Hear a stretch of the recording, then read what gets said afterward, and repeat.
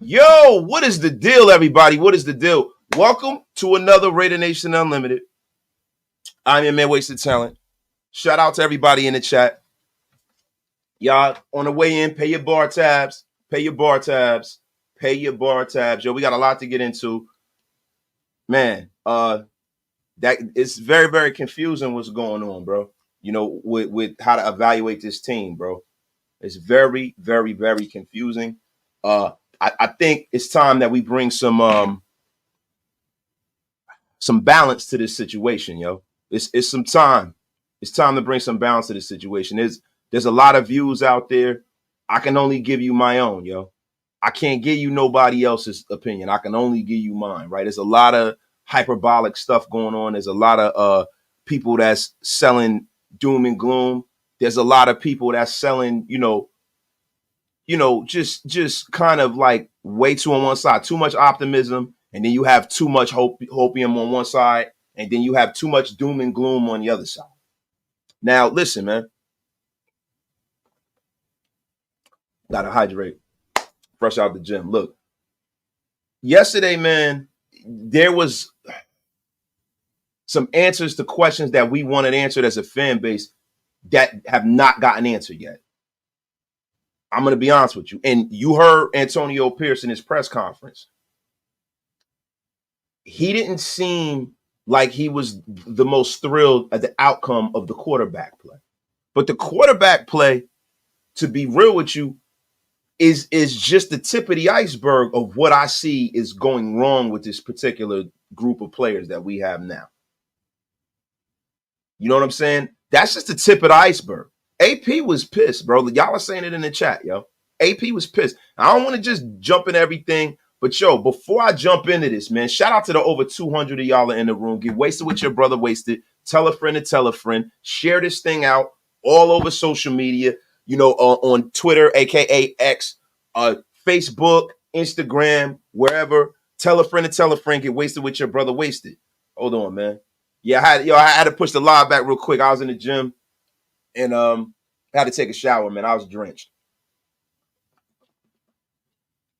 But yeah, man, some of this stuff was nasty work. Some of it was nasty work. Some of it was all good, right? There's some players that shine. We're gonna do ballers and bumbleclots. we're gonna do ballers, busters, and bumbleclots, right? We're gonna get into everything that happened. We're gonna break this thing down to a fine pace, man. So look, let me get my shout outs and salutations before we get rocking and rolling, man. Salute to the nation, man. My guy, Nick Blakemore, joining the Wasted Talent Army, man, as a new freaking member. Shout out to my guy, Nick Blakemore. Thank you for supporting the channel. It's the best way to support the channel, man. My guy, Raider Bryce. Oh, Bryce, what up, man? You changed your name, bro. Bryce, what it is? Get wasted with your boy, Wasted. Raiders. What's good, nation? Because not our QB room. Yeah, bro. Yeah, man. Yeah, man. Yo, shout out to my guy, Mike Downs, man, with the first super of the day. Wasted. I'm tired of the negativity. And I can't take it no more. Over preseason, I want real football. I am pissed. And that also is the case, right? Now, see, this is the thing about preseason, y'all. Y'all got to understand something. Preseason is evaluating talent, running plays, trying to get in and out of that game without people getting hurt, but it's mostly evaluating your roster within a team concept. It really has very little to do with actually wins or losses, right? So you're looking at this from, all right, did we win this series? We had our starters out there. Did we get a stop? How do my starters look against their starters? How do my backups look against their starters? How does my quarterback look with his starting line on, his starting skill position players against their starting defense? How does that look? How do I evaluate that, right? Problem is this, man. We're looking at this the wrong way. Right now, let's get into the game, right? 27-12. Cowboys came out there. They started Trey Lance for 3 quarters. Trey Lance, they needed to see more from Trey Lance, man. And Trey Lance is their QB3 at this point. Cooper Rush is a guy who's coming to the Cowboys locker room has won games when Dak Prescott is going down. They know what they have in Cooper Rush. What they need to see from Trey Lance is they need to see him against with live bullets, right? Because when you're evaluating a quarterback, it's all fun and well when, he shows that mobility on 7-on-7. He got that red jersey on, you can't really hit him, right? It's all fun and well when you do 11-on-11, but you got that red jersey on, nobody can hit you, right? It's a whole nother ball of wax when the opposing team can hit you. And when you got to get in and out, you got to break the huddle. You have to evaluate all those things, how you're moving the offense, efficiency. So they really want to see what they have in Trey Lance, because the Cowboys have a situation that they're going into where they don't know whether they're going to keep Dak Prescott, and they think they might have the heir apparent on the roster. Now, for the Raiders, Gardner Minshew started the game. Gardner Minshew was wildly erratic. Gardner Minshew has those wild plays. But the reason why Gardner Minshew is erratic is because he's playing to the back of his baseball card. Gardner Minshew has never been consistent. If Gardner Minshew was consistent, he'd be a perennial starter in his league. Gardner Minshew is not a starter. I'm sorry. Gardner Minshew is a guy that is a very good high-end backup. If you need somebody to win 2-3 games, he's your man. That's what Gardner Minshew is. Gardner Minshew is not a guy that you want to roll and cart out there every week as your starter. If you're doing that, then that means you're most likely in trouble as an organization. It's not a coinky dink that he's been moved on from. Now, I'm not trying to shit on Gardner Minshew. I'm not. I like Gardner. I really do. I like Gardner Minshew. I think Gardner Minshew is a damn good player in his role. But that is not the role that I see for him. And you could see off of yesterday's game, even though Aidan O'Connell threw that pick and he didn't get another series to redeem himself after that, it's like Aidan O'Connell effectively won the job before. Like, if you're going to judge it from that prism, Aidan O'Connell effectively won that job, marching down the field, being more efficient. The way he broke the huddle, the way he moved the team, some of the places he put the football, he looked the part of a starter. Where Gardner Minshew was erratic, missing open throws, throwing hospital balls. That's not what you want. We got almost 400 in the room. Get wasted with your brother Wasted. Tell a friend to tell a friend on a Sunday afternoon too, man. Man, this is amazing, man. I appreciate all of y'all freaking support, man. But Gardner Minshew, man. Antonio Pierce planned to play him as a starting quarterback, man. He had a grand opportunity to seize this job. He played first. He had every opportunity to take the job, especially when he played against the Cowboys reserve defense. Minshew, he started like slow. He rebounded after his little bomb to Trey Tucker. He continued missing receivers, though. You know what I'm saying? And he made some risky throws that really should have been interceptions. He was very fortunate not to get the ball picked off. He played Minshew until like the second quarter, I think, man. He played him into the second quarter, man. And he was going to plan to switch to Aidan O'Connell, from what I understand. And Minshew went 3 and out, remained in the ball game. And then, the Raiders have recovered that punt return fumble. And Minshew missed badly on a 4th and 6 throw, man. And that pretty much sealed the deal for me when I'm evaluating these guys. Now, with Aidan O'Connell, and we're going to get into ballers and busters. Aidan O'Connell was a buster yesterday. He did not look good, man. He didn't put his stamp on his job the way I would have liked to see him do, man. He looked solid going into the game, but man, he scored on a long drive. You know what I mean? It ended in a touchdown. He looked all right, threw it to tight end, and it looked like he was about to, just wrangle the job for good. But then throwing that pick 6, man, was crazy to me. That was crazy to me, man.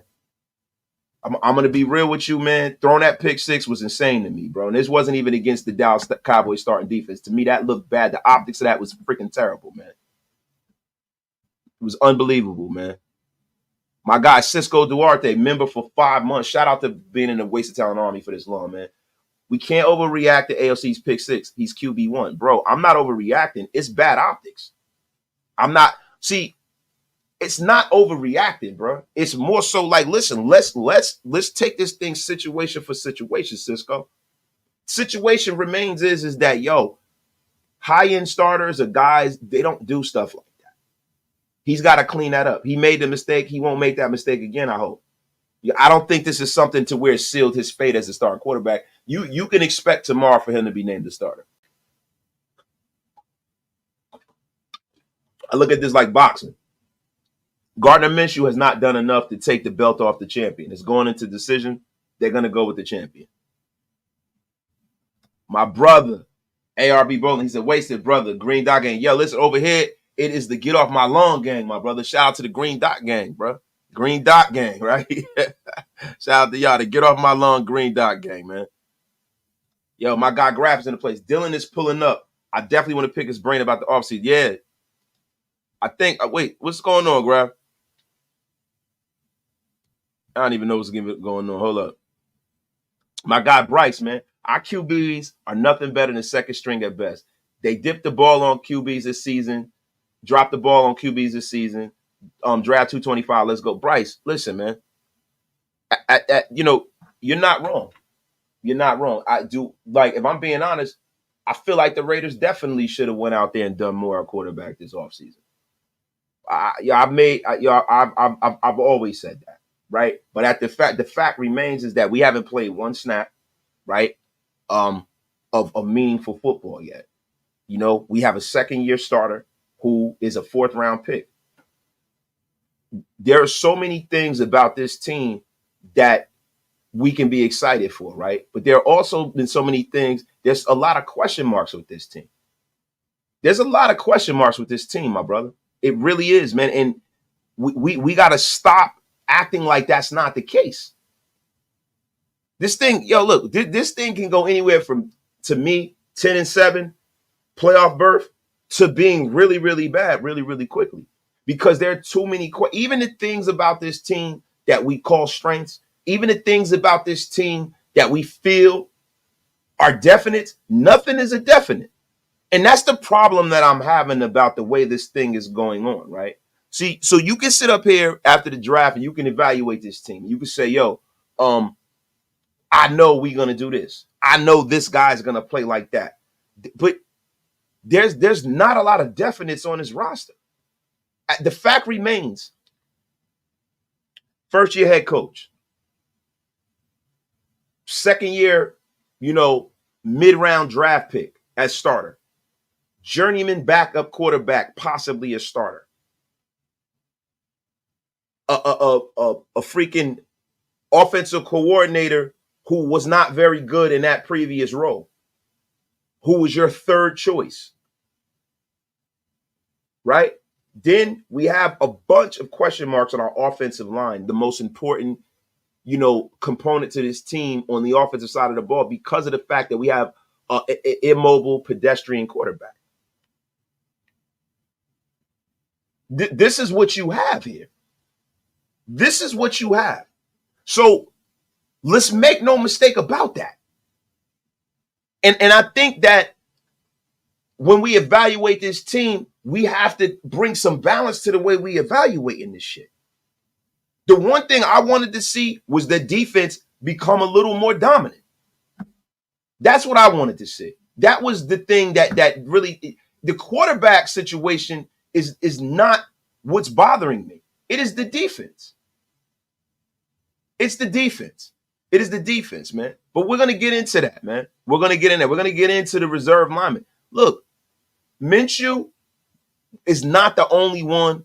Aidan O'Connell's not the only one who has something to prove yesterday. Offensive coordinator Luke Getsy had a chance to build on his resume, man. And I'm going to be honest with you, man. His unit was a dud all preseason. Now, I know he didn't have his star, Devontae Adams.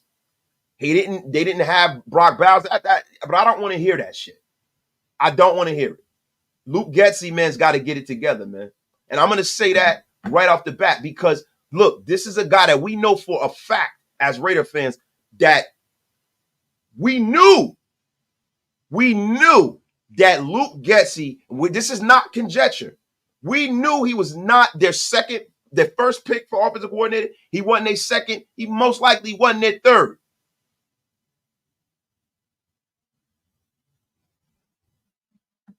I mean, come on. He had a lot to prove. He didn't get it done.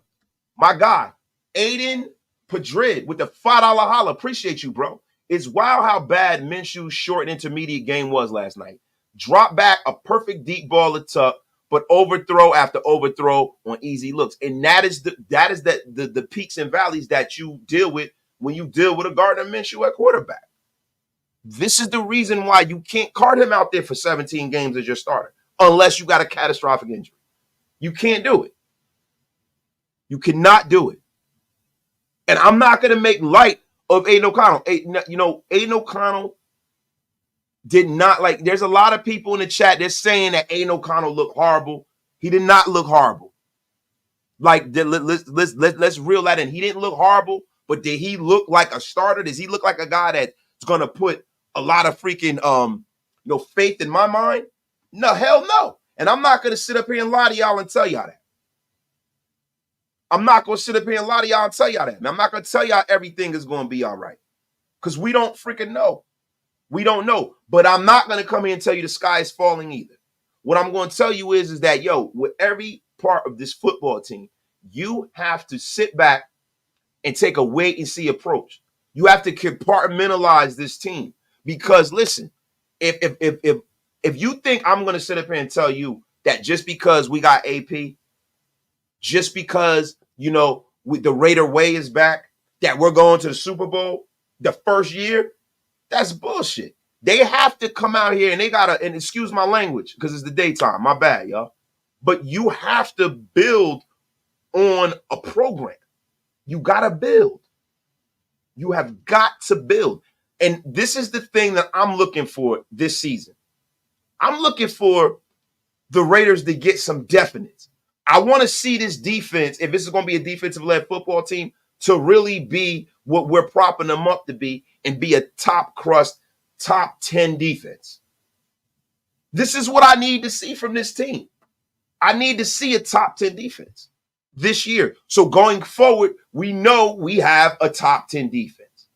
The special teams unit, phenomenal. Keep them going. I need to see it.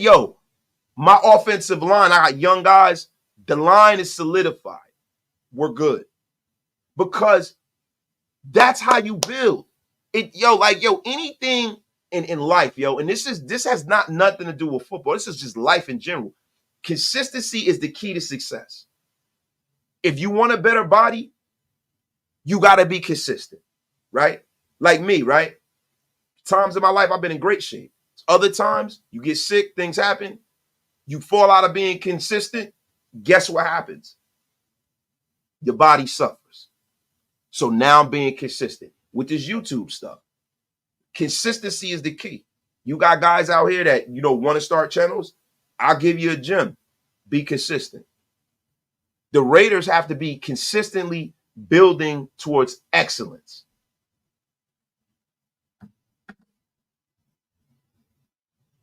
Consistently. Pick six was gross. He stared a guy down and paid the price. Read him like a book. Yeah, man. But at the end of the day, you can say what you want to say. Shout out to my brother Graf. AOC is our starter. You listen. You don't gotta like it, but you better learn to live with it. Because like my man Nature Boy Ric Flair used to say, it's the best thing going today. Aidan O'Connell is the best thing going today. Now, let me ask you guys something. And I want y'all opinion on this. I haven't been reading the chat. I got to get off my soapbox. The old man gets on the soapbox at the beginning of the show. Would you guys have rather seen the Raiders go out there, take a flyer on a Rattler, bring in a guy like a Jameis Winston, or, take a flyer on a guy like Joe Milton? I keep seeing that name thrown around. Look, there, people say that, wasted, you didn't like Joe Milton. I said, that's not true. I like Joe Milton in the late rounds, not as a second or third round guy. Because I'm always a proponent of elite traits. You got an elite arm, you're big, you're strong, you throw the ball hard. A lot of the times we can get all the other stuff down, right? So I would have preferred, I'm not, I don't know if Joe Milton would have been a starter here, but me, until you get your starting quarterback, I'm like John Gruden in that way, where keep bringing these guys in. Fuck it, let's try it out. And Grab said it best, man. I'm not sure if it's a good thing, but he is. And that's listen, you just better learn to live with it. You better learn to live with it because that's the situation right there. My guy, Solomon Mitchell, I feel like AOC should have been pulled after the touchdown because he was set up for failure because of the surrounding cast around him. No O-line, no way. Look, bro, I'm going to be honest with you. That is the National Football League. You got to, like, when you're evaluating these guys, you got to put them in different situations to evaluate them. I don't want you guys to put perfume on dog shit. I want to see how he looks when he's being harassed. Because there might be games where you might lose your lineman. There might be another week where you might lose another starter and you running out there with a bunch of backups. I don't want to put perfume on dog crap. I want to see where your moxie is. Can you get the ball out of your hand? Can you slide coverage? How do you respond to that, Aidan? So I have no problem with the Raiders putting him in there and really evaluating him. A lot of times with young quarterbacks in today's National Football League, they try to protect them too much. And then when the levees break and the floodgates are open, then everybody's like, oh, this guy's terrible. Now, when it comes to this preseason, right? When it comes to this preseason, there's a lot of people. I see y'all in the chats. My guy Billy Davis is in a place, man. Shout out to Billy Davis. We're going to be fine with our quarterback, AOC. We're going to the playoffs no matter what you guys say to the man. Bro, look, bro. Let me be honest with you, bro. I don't know that to be the case, man. Shout out to my brother Hug D's in the place, one of the mob fathers. We got almost 600 in the room. Get wasted with your brother wasted. And he's going at Born Raider. I'm going to read this. Born Raider, let me break it down for you. Will Levis, Bryce Young, Zach Wilson, Justin Fields, and Kenny Pickett all had worse completing percentages than Aidan. And listen, I think sometimes we as Raider fans, we feel like the other team's ice is colder. All of these guys that y'all name, Justin Fields looked like shit yesterday. I was out with my wife, and right before the Raider game, I watched some of that Steeler game. Justin Fields was missing guys in the end zone and shit. Justin Fields looked like shit. So look, man, if everybody had a starting quarterback that was a guy you can rely on, man, then nobody has one. Yo, there's only a handful of guys that you can card out there and you know that they give you the best chance to win. There's only a handful of them, and it's hard to find them guys. My guy Raider Rebel in the place. Everybody funny. Now y'all funny too. Jordan Love was asked, let's be real. Now he's number one paid QB in the NFL. AOC has only played 11 games and some preseason game. The man is smart. He'll be fine. And that's the thing. The sky is not falling. Now, is AOC, did he go out there and show you anything that makes you believe that he's going to be a star quarterback? Probably not. But you got to let this thing play out, yo. If you guys, and no disrespect to anybody, man, but if you're expecting microwave success, it's not going to happen. The Raiders have not drafted a franchise quarterback in like 50 years. 50 years, bro. It's a hard thing to do, right? And then we haven't been consistently good in over 20. If you want microwave success, I don't know why y'all thought that was going to happen right off the rip. You got to, like, yo, we have to like look at this incrementally. Now, are things wrong? Hell yeah. I'm not coming here telling y'all that, oh, we're going to be fine and everything's great. I would listen. I'm a credible guy. I don't do that. I will never come on here and tell y'all that.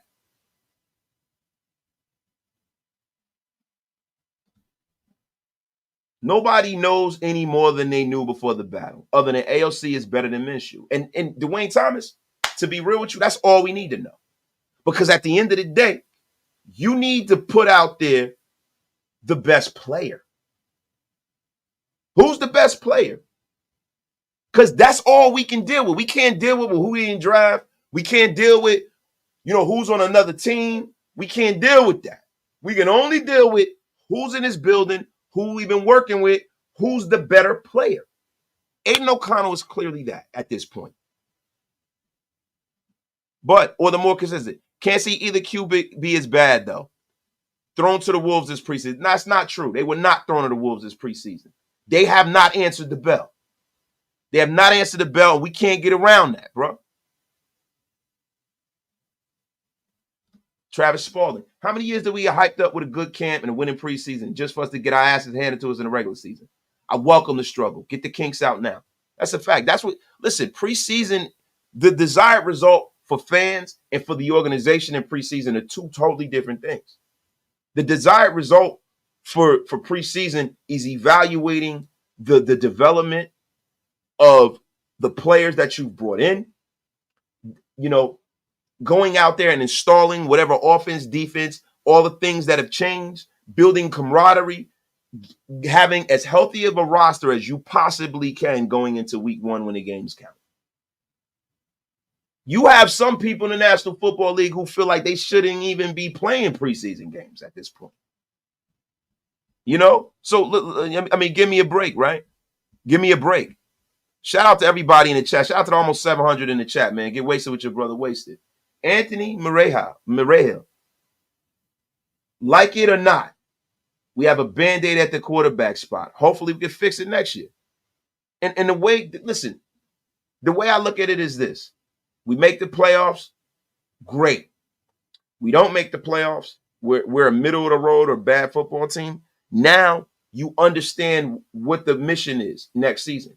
By hook or crook, upgrade the quarterback position, whether it's by the draft or free agency. And I would prefer the draft. That's it. That is it.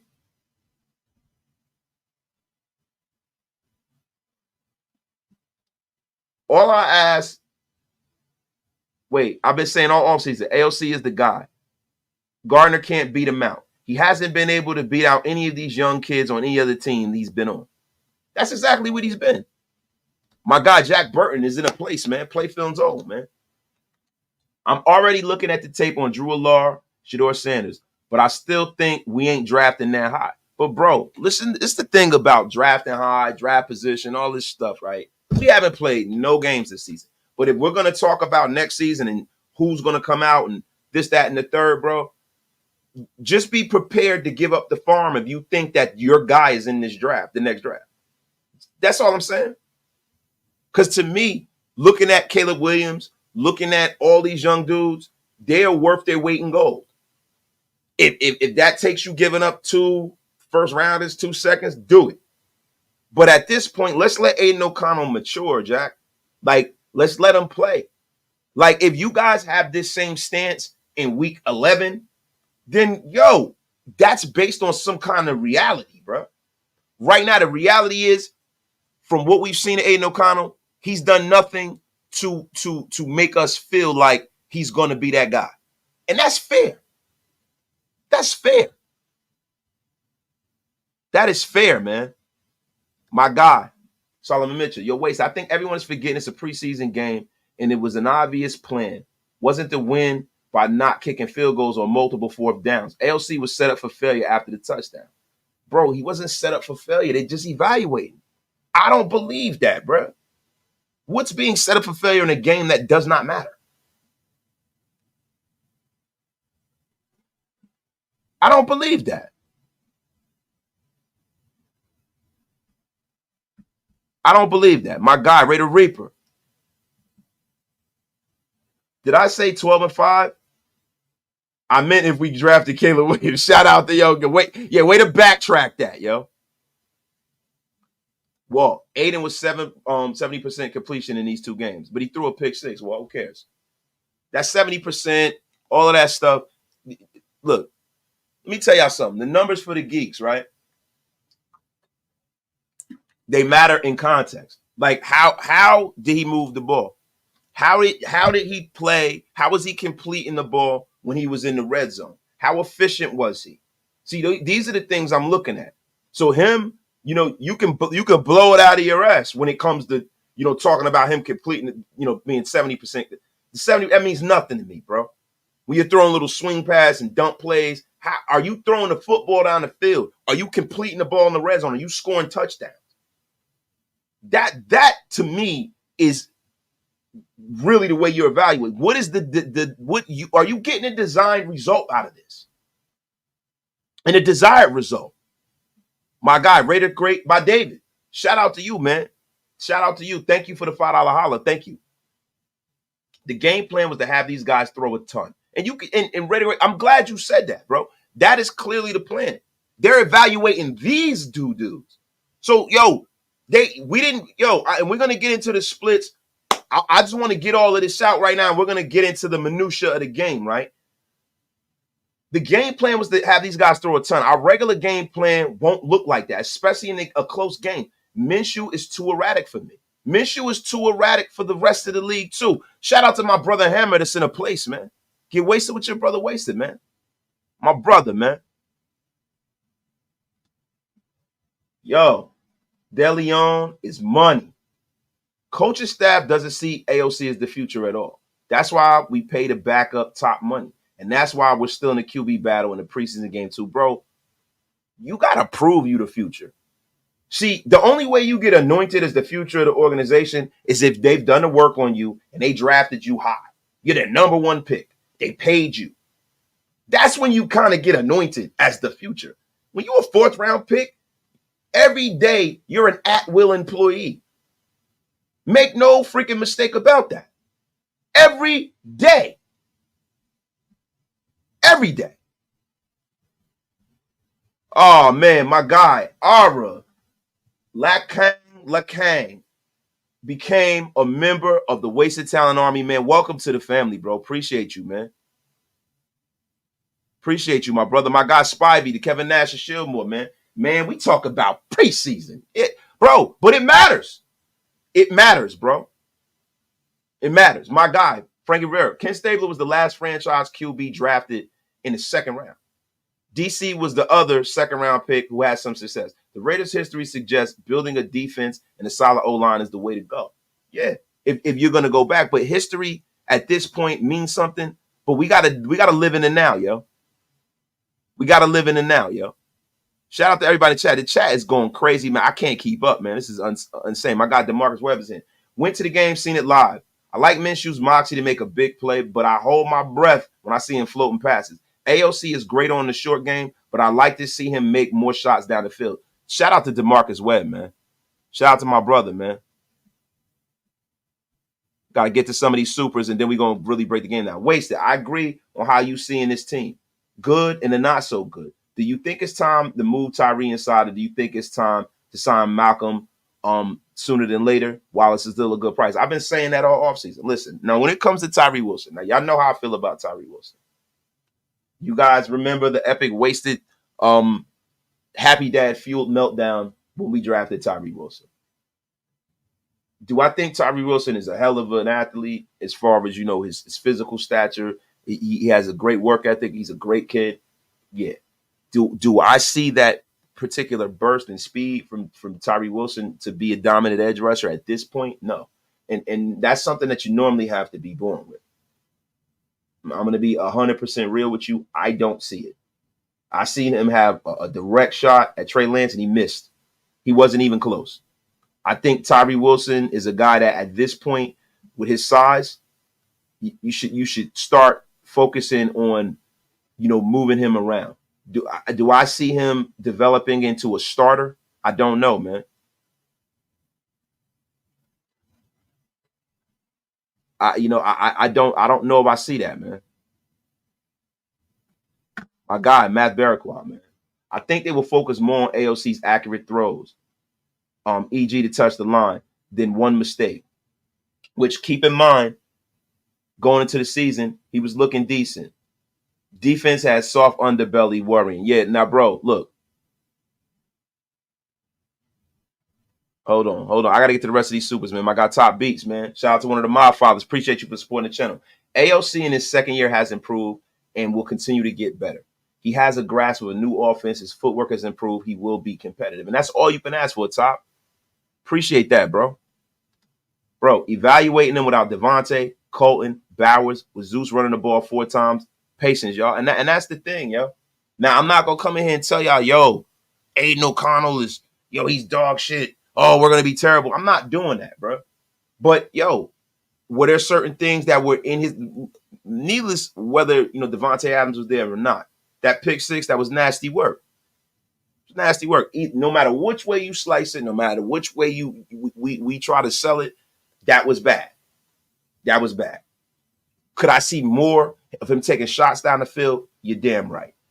Right now, also, a piece of that is how much time does he have to throw the football? A piece of that is, does he have the best version of his offense on the team, on the field, like Graf is saying? Does he have the best assortment and myriad of weapons that he will have going forward as a starter when the shit counts? If the answer is no, then you have to kind of zero and focus your evaluation of Aidan O'Connell on his mechanics. You have to focus it on his decision making, and you have to focus it on, his ball placement, things like that. But as a whole, we don't know what we're going to see when you get the full assortment of the Raiders' weapons, man. Shout out to my dog Graf, man. Hug D's. Do you have a spot check? Worst comparison. Wait, hold. Do you have a spot to check worst completion by QB pass over 10 yards? I got two dudes calling me outside my name in the chat saying AO was the worst. Bro, listen, Hug, I'll look for it. But listen, whomever these guys are, right? Whoever hates Aidan O'Connell, at the end of the day, guess what? You got no choice if you're a Raider fan. He's your starter. Like I just told you, learn to live with it. It's preseason. Make the F out of here with that. The F out of here with that. Nonsense. It's a freaking process, man. Y'all expect us to come out there and just have everything rocking and rolling. The good thing is that AP is pissed. That is good. That's great he's pissed. He's not satisfied.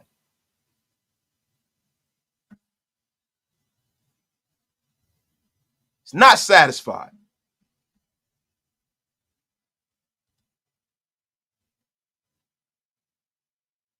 Crazy. If we would have drafted Jalen Carter instead of Wilson's, we would have needed to pay Wilk. We wouldn't have needed to pay Wilkins. Could have used that money on Kirk, even though he was. Bro, why do you want to bring in a washed quarterback? I don't want to bring in I want to bring in a young guy, or if I'm going to bring in a Band-Aid, I want to bring in a Band-Aid with a high ceiling. That's what I want to do.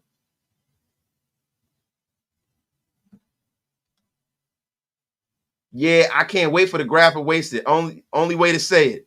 I'm going to smoke his boot. Get that F out of here. Graf, get that F out of here. F out of here with that nonsense. You would never smoke my boots. And the fact is, God damn it, you know that you agree with me, Graphic. You know it. You know it, Graf. So listen, I'm ready to do a show. I am ready, God damn it. Keep this thing rocking and rolling. Now look, y'all. Let's get into this, man. Now, let's talk about former top 10 pick defensive lineman Tyree Wilson, man. He flew under the radar, man. And I'm going to be honest with you. The most noticeable thing was that he lost Trey Lance's space near the goal line, bro. I mean, he assisted on a nice tackle, on a shovel pass, but Tyree Wilson looked rudderless out there, man. And people say it's just preseason, bro, but that's bullshit. We need answers, bro. The time is running out. We need answers on Tyree Wilson. We need answers, man. Tyree Wilson was another buster. He did not ball out yesterday. He did not seize the opportunity. Graphic and myself wanted to see Tyree Wilson without Max Crosby and all these guys. We wanted to see it. And let me tell you something. It was nasty work out there. I can't commit one play to memory that I saw Tyree Wilson make that made me hopeful for his growth. Now, do I say throw the baby out with the bathwater? No. Do I say trade him right now? No. Because this is the case, man. He's a top 7 pick. He's not costing you what you think. I think if you have a Tyree Wilson on your roster, you have the veterans in the building to help him develop. Continue to develop him and be patient. Continue to develop him and be patient, man. Now, when you start talking about, Jalen Carter and this and that, bro, we can't deal in that world. We can't exist in that world.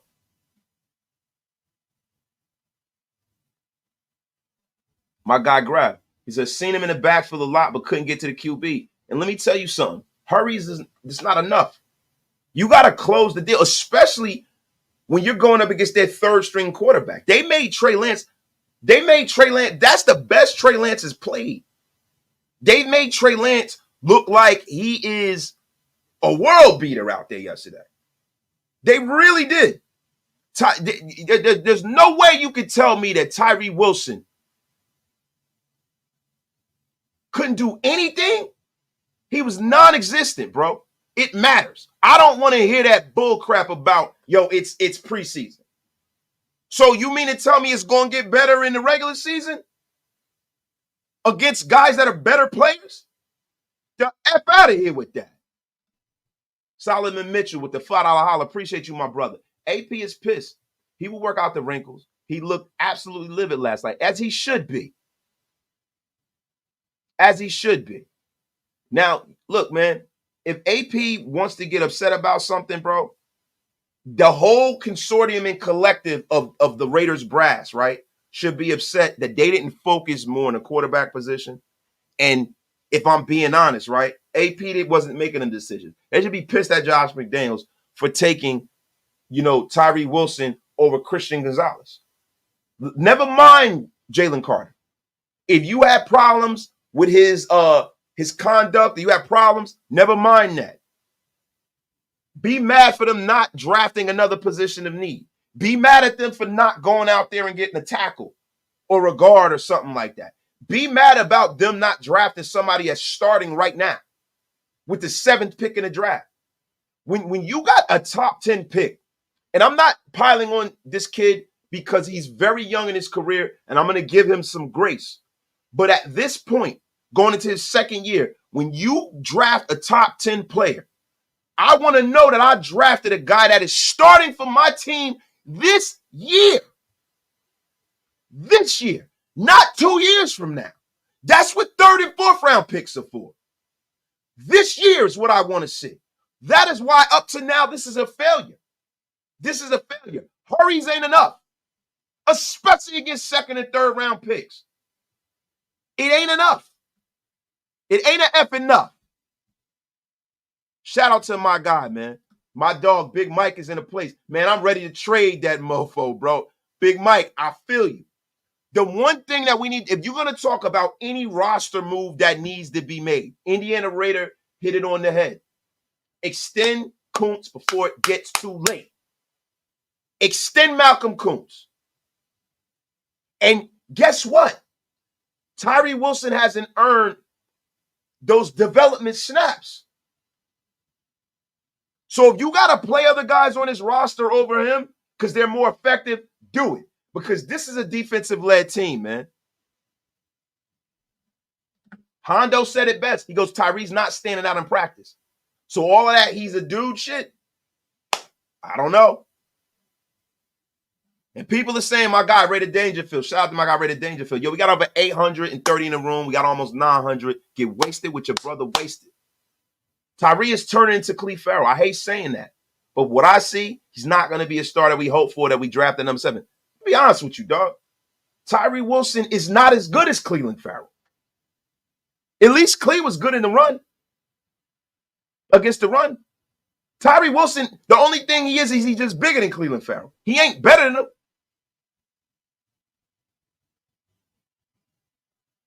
He's not.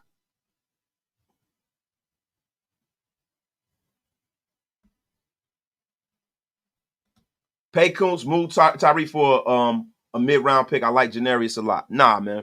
I like Janarius a lot too, and I think he should get more snaps than Tyree. He's earned them.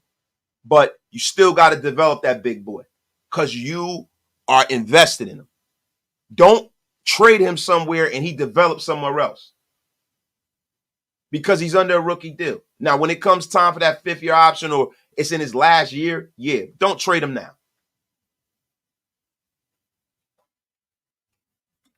Because the return on that pick is a meager return.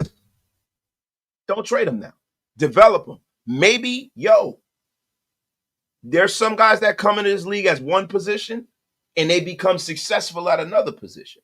Maybe Tyree Wilson could be moved to defensive tackle. Now, people say that like it's an easy thing, right? But Tyree Wilson has a problem with pad level and getting low and things like that. Center of gravity. He's a big dude, right? So the defensive tackle move might not be it, right? But what I don't see from Tyree Wilson is explosion, right? I don't see that explosion, right? But in the middle of the defense, the shortest distance between two points is a straight line. You got a straight line to the quarterback in the middle of the defense than you do at the edge. So if speed and explosion the issue, maybe he could use that size and strength to be a guy that'd be a great run stopper for us, right? He can be that Justin Tuck kind of guy that maybe can develop some inside pass rush. And then once he develops, then you move him outside and spell guys. Then you run some NASCAR stuff. Have him with his hand in the ground. That is really, really, really a big thing for me, man. I think it's time to recalibrate the way they develop in Tyree Wilson. I'm sorry. Potbelly. Time for Nathan High Stakes Peterman. You damn right. Standing room only. It's going to be a sold out building when Nathan Peterman comes into the place. Sold out. Yeah, Amari Gaynor is a stud, Graf. That's factual, man. I like that kid. Yo, my guy, Top Beats. I'm glad you guys were saying we should trade Kuntz. All are quiet now. Oh, get out of here, Top. Who was saying that? That F out of here with that, Top Beats. Thank you, man. I'm warming it up. I'm trying to warm it up, bro. We only 40 minutes in, man. You know your brother been on the soapbox a little bit.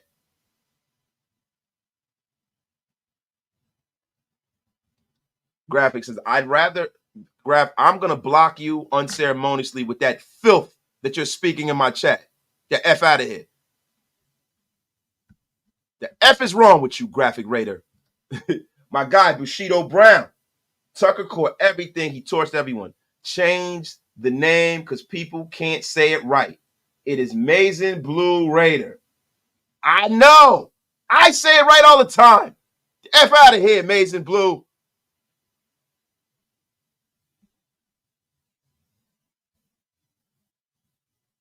Oh, yeah. Listen, Grab. Listen, bro. I know, look, that disgusting display you had the other night on that show, I know you trying to get your little get back, bro.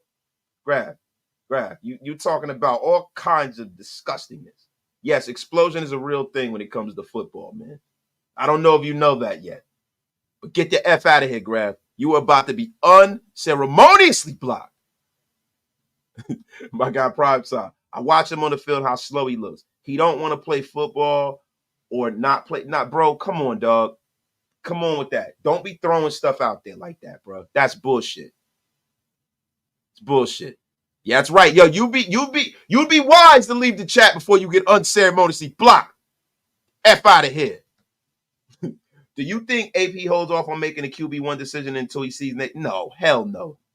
Rick Glenn, no, man. No. How could you possibly make a guy your starting quarterback that's really never been an effective starter in this league after only having him in the building for 4 days? Even though he was here before, like, no, man. They're not holding off. They're not going to wait to make the decision in a meaningless preseason game where the 49ers aren't going to play anybody. And the Raiders probably aren't either. No way, man.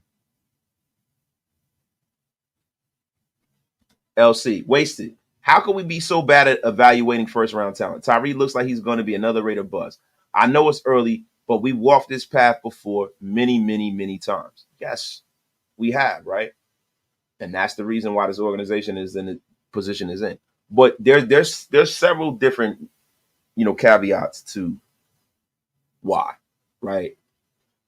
I don't need to go over the histrionics of Al Davis at the end of his life. But we all know we love Al. But Al, at the end of his life, the game passed Al by.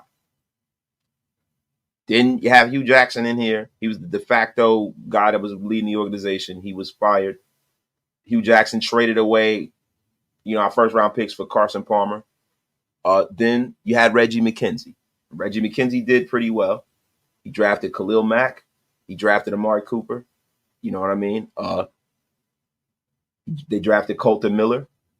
So the Raiders have not really been that bad. You know what I'm saying? Like, we got some guys that are still in this league and playing. It's just that we just didn't re-sign them, and bringing John Gruden in messed that up. And then John Gruden is historically bad at drafting. John Gruden's always been bad at it. And when he had the keys to the organization, he took a damn near dynasty and destroyed it down there in Tampa Bay. John Gruden being here and giving him total autonomy over the roster is bad. Shout out to Detroit Buddha for the thumbs up too. I don't know where the hell that came from, but shout out to that guy. But so if we're gonna look at it, we're gonna contextualize this. Then you got Josh McDaniels, who was grand opening, grand closing for his first round picks, right? And this is where we are. So here we are. Tyree Wilson was their guy. They took him. It didn't work out. Was it a bad decision? You're damn right. So far, we don't know how it's going to go, right? So, look. Hold up, man. Let me go to this chat is moving crazy, man. Let me get this live together. Yo, Graf, that's right, man. That's what you're going to be talking about. What I'm going to be doing is I am going to get off of the screen with this nonsense just spewing. The spew man. Presser at 2 p.m. Presser at 2 p.m., y'all. We're going to bring that presser up, yo. We're going to bring that presser up. So, guys, let's get into the minutia of the game, right? Yesterday, the Dallas Cowboys had 18 first downs. The Raiders had 17 first downs. Cowboys had 9 passing first downs. The Raiders had 15. So they were moving the ball, getting first downs. Rushing first downs. Of course, the Dallas Cowboys had 9. The Raiders had 1. We really didn't run the ball that much, man. A third down efficiency, the Cowboys were 2 for 9. The Raiders was 7 for 17. Total plays. Cowboys had 57. The Raiders had 71 plays, bro. Total yards, 294. The Raiders, 315. Total drives, 10 for the Cowboys, 11 for the Raiders. Yards per play, 5.2 for the Dallas Cowboys. They had some big plays. Trey Lance running, juking, and jiving. Did his thing. Raiders, 4.4. You can attribute that to some of the inconsistencies from quarterback, right? Passing yards, 157 yards. Raiders, 247 yards, man. 4.6 yards per pass play. 32 completions, 54 attempts out of both of our quarterbacks. Now, rushing. And this is how you know that the Raiders really were leaning into evaluating these guys and that only, right? Rushing yards, the Cowboys had 137 rushing yards. The Raiders had 68. 4.4 yards per carry from the Cowboys, 4.0 from the Raiders. Red zone, 2 for 2. Raiders 1 for 4. Penalties, 9 penalties for 83 yards. The Raiders 8 for 75.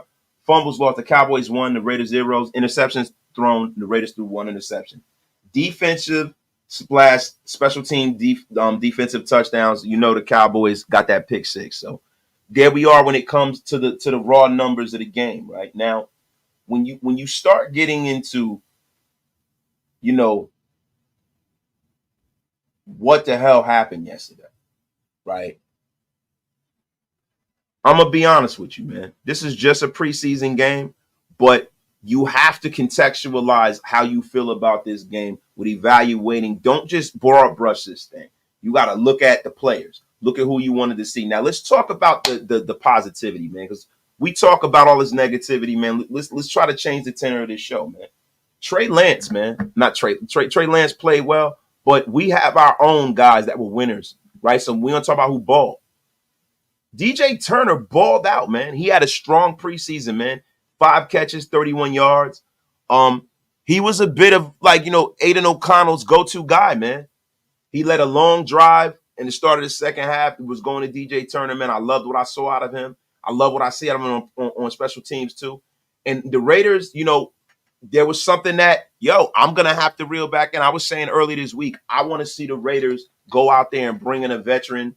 I'm always a proponent for veterans, I guess because I'm an old guy, right? But the Raiders receiving room, these young guys have stepped up and they've answered the bell, man. DJ Turner has answered the bell, man. He's earned that spot, man. They got some depth there. He appears that he's going to be taking on a larger role, like a lot of people said. And it's the crazy thing about DJ Turner, man. They got kind of a Smurf thing going on. Turner and Tucker are similar stature, man. But, Tucker's a little more shifty. You know what I'm saying? But DJ Turner's tougher, stronger guy. He's going to provide some real good freaking depth, and he's going to provide some real like coherent play on special teams and when he comes in as a receiver, man. But I loved what I saw out of him, man. But the star of the preseason, man, is Trey Tucker, man. We didn't score many points, man, but he caught a freaking 48-yard bomb thrown from Minshew, man. He had a 43-yard punt return, man. And, he's continuing to see a major role in his offense. And what's dope is at the press conference, he talked about how he's been locking in with the route god, Davante Adams. Davante Adams has really helped him improve his game, man. That's that development we talking about, man. I love that, man.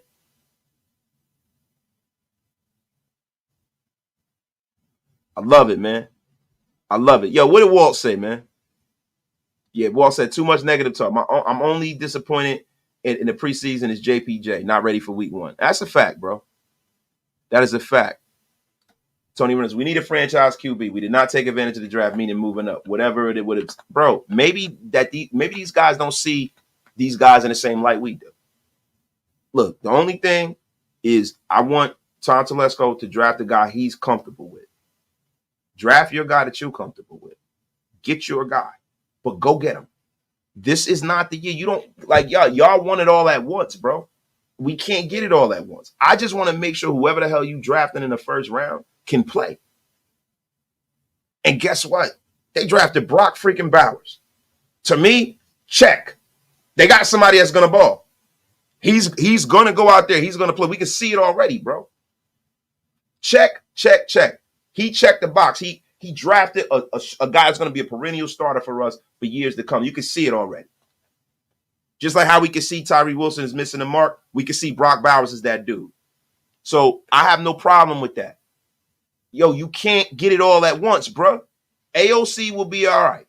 He'll be all right as of right now. But the thing is, hold your evaluation of Aidan O'Connell. It's the only thing I ask for people who don't like Aidan O'Connell, because tomorrow we're going to be going live.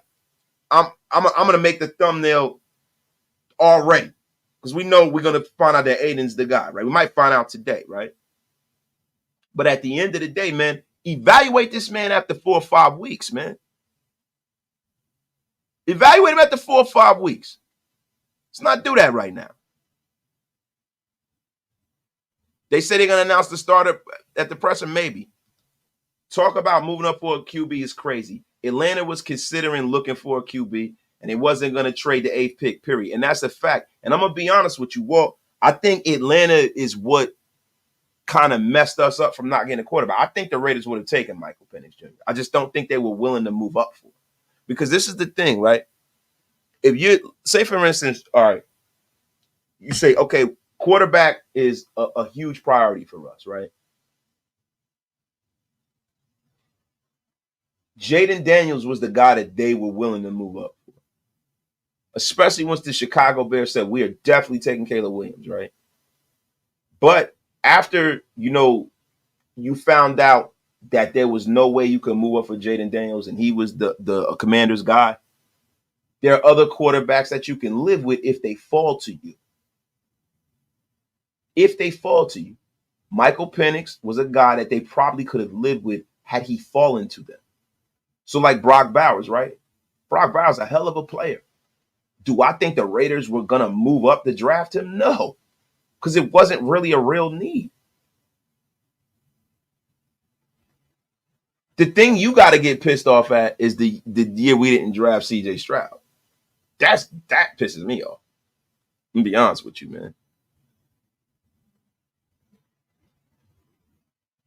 Yo, Devin Smith, I get it, but I'm not. I would draft Michael Penix Jr. in the first round. I told y'all I would. I love Michael Penix. He's my favorite. But the thing is, the fact remains there are concerns, right? So not only are you going to have to take him with the first round pick, but for you to move up to get him, what are you giving up to get that? What are you giving up? You giving up another first rounder or a second? Because then now you don't have JPJ, right? Those picks matters, bro. Those picks matter. And then it's a guy that has injury concerns as well. So now the stakes are even higher and the pressure is even higher. Sometimes you got to let the field come to you. You got to be patient. Like how the Raiders were blessed with getting Brock Bowers. They were patient. They stayed pat. and a great player fell into their lap, right? You got to build the roster to soften the landing for the new quarterback that you bring in, bro. It just is what it is. It is what it is. Sean Thoughts, my guy. People legit don't watch the game right. The offensive line was getting cooked most of the time. AOC was out there. The kid is poised and puts the ball where it needs to be. And yo, that's another part. Now, see, if you want to talk about where the Raiders are having an issue, let's get into, if we're going to get back to the negativity, right? The reserve defensive linemen, bro. Like, look, when the game started and the Raiders had their guys out there, we looked pretty good, man. Max Crosby, Christian Wilkins, John Jenkins. They exited the game in the second quarter, and the rest of the Raiders starters remained in the game. The reserve linemen were in, and they were the weak link. It was a 14-play drive that ended with a touchdown on a toss by Trey Lance, man. And Raiders starting cornerback was beat on one-on-one coverage. He got hit with a double move. It was what it was. But it was no pressure up front, man. The reserves look bad. Matthew Butler looks like he's on a one-way ticket out of Las Vegas. It did not look good. And Nestor J. Silvera is a guy who's played himself in the conversation and making his right. He played great, man. He played great. He's been putting in that work, man. Shout out to NJS, man. Shout out to NJS, man. Let me get to this. My guy Tevin, he goes, that pick six he threw basically sums up why I don't want to see him as the future. When things break down, AC go for, bro, how could you possibly say that? How could you possibly, bro, listen, there's facts and there's fiction and there's opinions. We all got opinions, right? Everybody's opinion is valid. But yo, at the end of the day, bro, and yo, y'all put it up, the sun sets at the end of the day. At the end of the day, you can't give definitives at this point in the game. Come on, bro.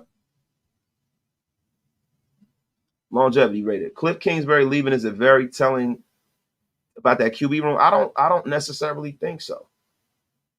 I don't necessarily think so. I think,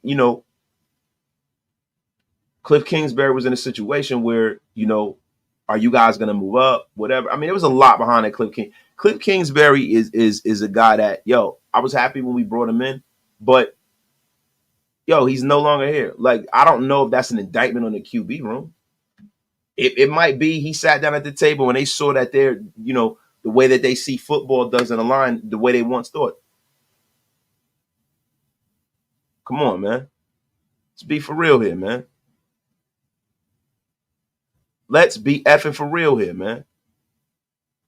And Sweet Jazz, I'm telling you, listen, nobody ever won a Super Bowl based on their preseason. Step away from the edge of the cliff, RaiderNation. That's a fact. Listen, guys, we look like we were definitely going to the playoffs when Josh McDaniels was here. We looked like we were going to cook. We looked like we were the shit when Josh McDaniels was here. We was, oh my God. You couldn't tell us nothing last preseason, right? Where did that get you, nation? Got you nowhere. Evaluate the players within context, man. And Cliff Kingsbury is a guy that he brings that air raid in, and once people figure it out, it's terrible. So F him.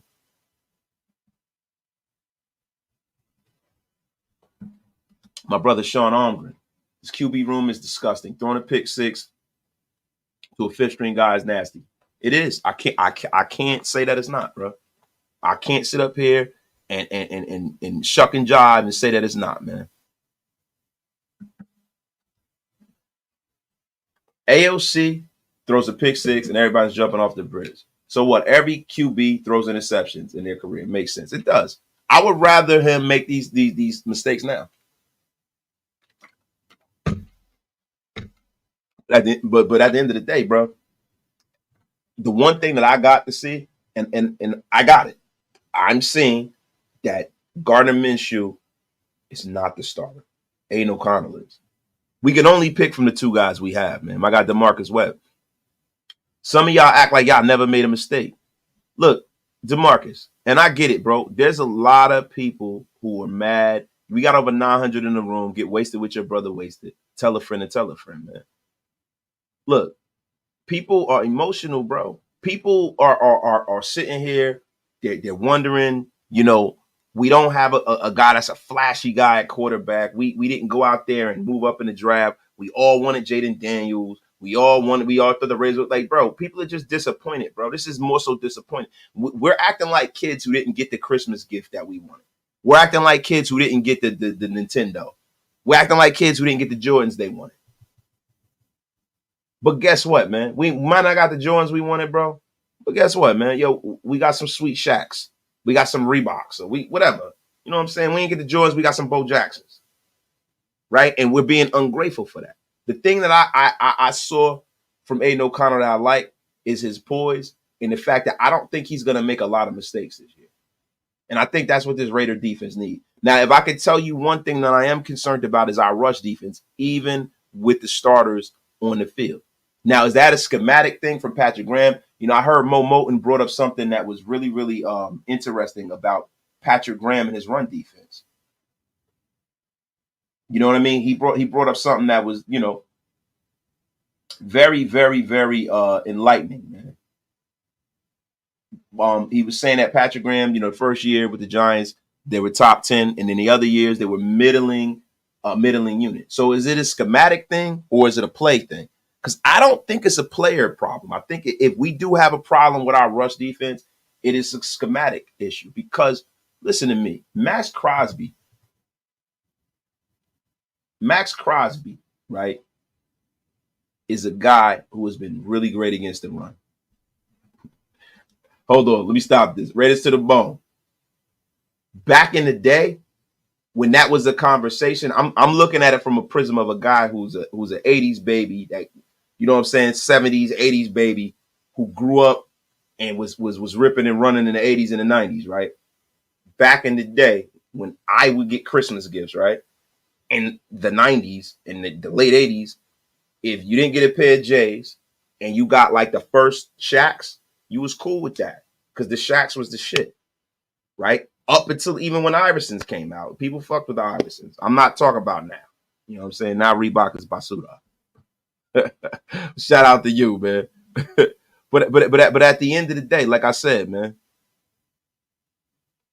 when you start looking at this stuff, you start breaking this down, man. You got to realize something, man. Winning solves everything, bro. Winning solves everything, but you're not going to do much winning in the preseason. You know what I'm saying? But what you do is you establish your identity. Even with the starting defense out there, the run defense does not look great. And you got two great run defenders on this defensive line, and Christian Wilkins and Max Crosby. Jenkins as well, right? Robert Spillane has been balling. I love Robert Spillane. But I'm gonna be honest with you guys. Yo, maybe this is a schematic thing that Patrick Graham might have to clean up. It might be a schematic issue. But the run defense, man, that has to change, bro. You can't be getting gashed. Like, I'm going to be honest with you. When you're playing the Chiefs, the thing that makes the Chiefs deadly is definitely Patrick Mahomes. But the fact that Pacheco has been gashing people, we need to have a stone wall when it comes to running the ball, especially playing against the AFC West. That needs to be something that, well, yo, you can't run the football on us at all. That's not an option. We need that kind of a defense, bro, or this is going to be a nasty, nasty season, yo. My guy, Joe Vigil, with the $20 holler, man. You know, I was the one that overreacted, but as the Raider history tells it, whenever we do good in the preseason, we suck during the regular season. When we suck during the preseason, we normally do good in the regular season, so let's not panic. And that's a good way to look at it, man. That's a good way to look at it. Now, guys, I'm going to be honest with you. This all what happened in the past, and the situation dictates the times, right? The situation is totally different now than it used to be. It's totally different. So listen, let's get some Tim. Guys, look, I'm gonna be honest with you. We're gonna get into more of this, and then I'm gonna put the pressure on and we're gonna get on out of here, man. So, guys, look, in the chat, what do y'all want to talk about, man? We've kind of covered the game. We went over this shit ad nauseum. You know what I mean? What do you guys want to talk about, man? Y'all let me know, man, because I want to break down the freaking press conference too. That's why I'm hanging out a little longer than I normally would on a show like this. So y'all get y'all questions in. The presser starts at 2 p.m. Y'all know how the Raiders are. We'll be in there waiting for the presser to start, and it'll be 25 freaking minutes before they started, man. Shout out to the chat, man. Shout out to the Get Off My Lawn gang, too. Shout out to the Green Dot gang. People think I want AOC to suck, but that's dumb as hell. I just want better. How hard is that? Bro, I get it, Dev. We all want better. We Raider fans. We want this team to win, man. Yo, you look, bro. Don't think that you're gonna get judged because we don't agree. You don't get judged for that. I'm cool. You're not gonna get judged for that up in here, brother. Walt, talk about Jacorian Bennett. Yo, Jacorian Bennett absolutely balled out. Now that's one position right there. When you start talking about, positional battles, that's a guy that won his positional battle. Jacorian Bennett is the guy next to Jack Jones. He is the guy next to Jack Jones. He played excellent, man, this preseason. He did what I wanted him to do. He stepped up and he balled, man. He stepped up and he freaking balled, man. That kid is a dog, man. That kid is a dog, man. I'm going to try to pull up some Jacorian Bennett stats against the Cowboys. I should have had this prepared already, but I'm going to pull them up right now, man. Shout out to my guy, Walt, man. We are waiting, Walt, with bated breath on your mock draft from last year, man. The F is going on here.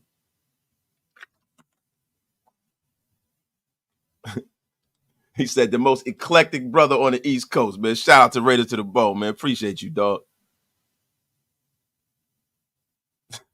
Shout out to you, man. South Jersey's finest in a place, man.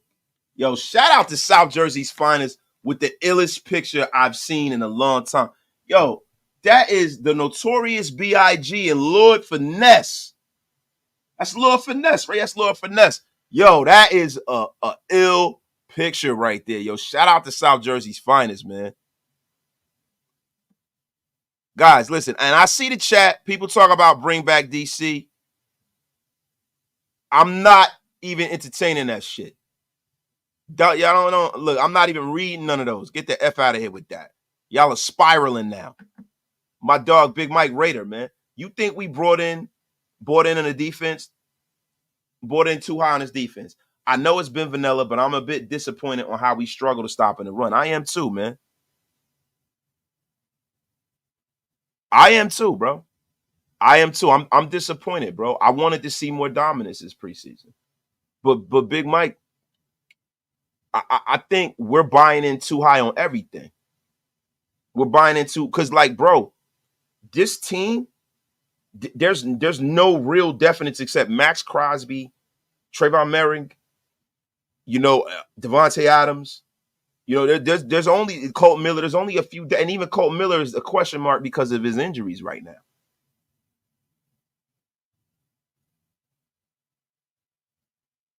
For real. So, like, yo, yeah, I think everybody got something to prove. The Raiders defense got something to prove, bro. Let's be honest. They got something to freaking prove. And that is exactly the reason why, for me, I'm just going to wait. I'm going to wait. Yo, my guy, Soleil Chef with the $20 holla, man. Appreciate you, bro. The offense sucked yesterday, but AP also mentioned they purposely tried to throw the ball a lot to see what the QBs can do for either to succeed. We need to commit to the run heavily because I think the offense looks much different week one. One big thing I saw that burst and that explosion from Zamir White. I saw the burst. I saw the speed. I saw the power. I love that. I loved it. I think Zamir White is going to be a dog, man, this year. Fantasy sleeper, too, for all who play fantasy as well, man.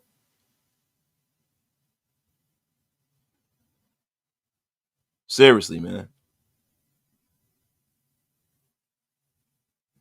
Seriously, man. I'm telling you right now, man. Shout out to everybody in the chat, man. Travis Spalding. The NFLPA has been trying to get rid of the preseason for years. That's because it's what the players want. The starters don't want to be out there, and I don't care what they say in pressers. They don't. Starters don't want to be out there, but the thing is, some careers are made in the preseason, and it's a necessary evil for evaluation. It really is. So if you don't have preseason games, how does that UDFA make the team and become a star? Guys like Victor Cruz, this guy's like, bro, we like to think that everybody who's a star in this league are just drafted and it's this fairy tale story and they come in and they're automatically good. But you got guys that, or guys in the Hall of Fame who weren't drafted or drafted really, really low. Or UD, like, you know what I'm saying? You got guys that are damn near like guys like James Harrison from the Steelers. James Harrison was a lot of that's made in the preseason. LV, the defense isn't what we thought. It's weak at point of attack. Can't stop the run on teams in the second. Bro, you can't say that. We just haven't seen it in the preseason, but we haven't seen the whole defense together for a collective amount of time. So we got to sit up here. We got to watch. But, yo, listen, I'm going to be honest with you. The stopping the run is not looking great, man. It is not looking great, man. Wasted. I'm concerned about our running back room, especially the run game is going to be so important to us. Not much impact after Zeus. Would you bring in someone else? No. I think Madison is pretty good, man. I do. I wouldn't bring in anybody else until the middle of the season, bro. Or if there was somebody that was on the scrap heap that you just couldn't pass up. But I think Zamir White's going to be fine. I think it's hard for us to evaluate the running game because they didn't really run that much, bro. They didn't run that much, man. Marvin Wilkes, Raider fan since 1967. The old player from the Himalayas with the Gucci bucket. Shout out to my guy Marvin Wilkes, bro. Bro, I'm feeling the fit, bro. Feeling the OG fit, bro. I ain't mad at you, bro. He's a Raider fan since 1967. We in trouble. Our quarterback position is a liability. Yo, bro, look, I can't get on my soapbox and tell you that you're wrong about that. You're not at all, bro. Paul Bunyan.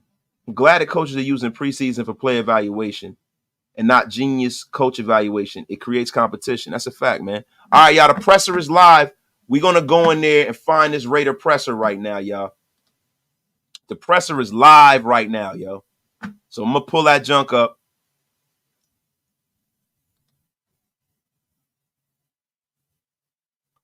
The F is going on here. Oh, Antonio Pierce.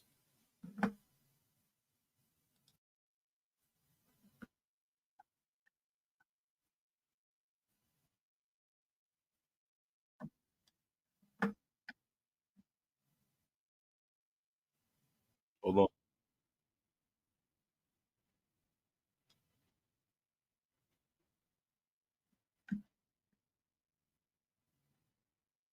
Better each and every week, and you see some of our younger guys develop. Antonio, now that you've made the decision, you've seen obviously weeks and weeks of him. Now you've seen 2 games. What are some of the things you'd like to see from Gardner going forward? The characteristics you want to see him leading this team? Live right now. Yeah, well, one, his personality is infectious. His energy is infectious. His leadership is infectious. Things of improvement, footwork in the pocket, staying on script. There's some magic about him when he does break the pocket and does his thing, but there's a lot of times where, if the first, second read is there, we got to let it rip. So he understands that, and more importantly, taking care of the football. AP, something that you mentioned after the Vikings game, we talked about it, the run defense was something that you were looking to improve. It seemed like the Cowboys had a good amount of success in that area yesterday. Is there something that kind of stood out to you when looking at the tape that's just kind of creating issues? Hey, y'all bar tabs. Pressure's on, y'all. It's still an issue. I mean, it wasn't good enough. I think over 114 yards in the first half. Again, not the standard. A lot of leaky yards. We're not getting off blocks. We're not being violent enough up front. We're too talented, too skilled, too much length to stay blocked. And again, that's something I know our coach is going to harp on an individual, and we will continue to work on that. But that's not the standard. It's now been 2 weeks of it. Uncle Rico's a starter. More in practice. Antonio, I know you've informed both quarterbacks. I'm just curious what the reaction was, not just from Gardner, but from Aidan moving forward. Yeah. First and foremost, man, those 2 gentlemen are professionals. They're The way they've handled this I'm competition shocked. has really resonated throughout our building, especially our Uncle staff and our team. Rico is the star. I was They've wrong. cheered each other on. Holy They're shit. teammates. They brought out the best version of each other in practices and I think in the games. They both took it on the chin like a champ. And I told them just both be ready. We saw National Football League. You never know. Out of here. But Aidan is a young player that has a tremendous upside that I think will still be a starter here in this league. Excuse me, I think will be a starter at some point in this league, if it's this year or next year, but he will play in games. And I think, Gardner's done a good job of kind of like, being that older presence because he's played, a couple years in the league and he's been through some adversity. So that's been good for Aidan. Aidan, Antonio, could you please discuss Tommy Eichenberg right now and him and going forward? Yeah, Tommy's dealing with a lower leg injury. Hope to have him back here. He won't play in the preseason game. But hopefully we'll have him back by the regular season. Hey, Antonio, when you've talked about the quarterback situation going forward, you referred to the first quarter of the season, getting off to that quick start. What does that mean that there's I don't even know if the right phrase is a shorter leash, so to speak, or that you're just looking, why do you phrase it that way, I guess?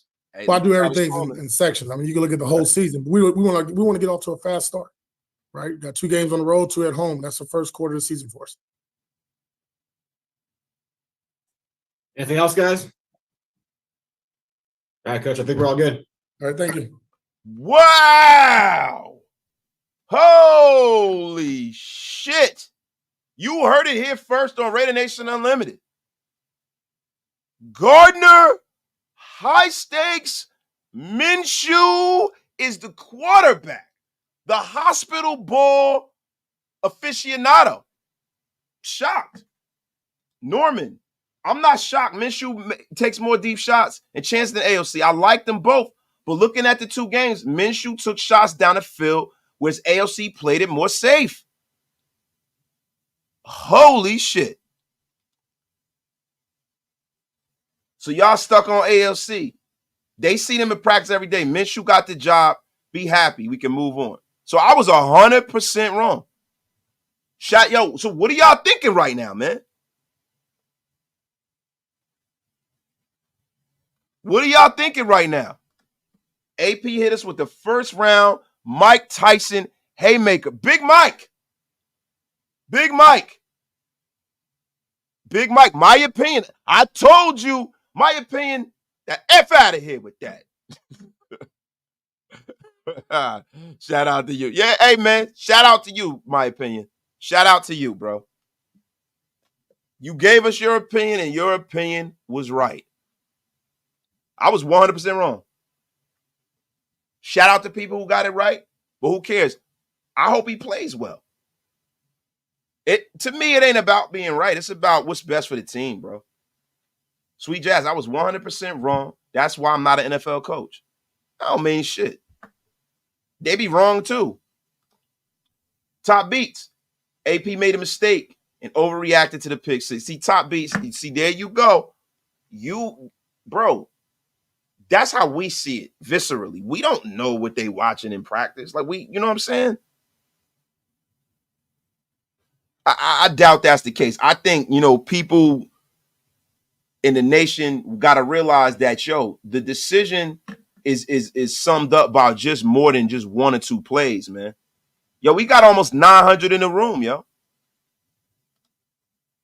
My guy, Marvin Lewis. I bet y'all are now calling for AP's head. No, Marvin Lewis, no, we are not, yo. Nobody is calling for AP's head. He's doing what he feels is right, man.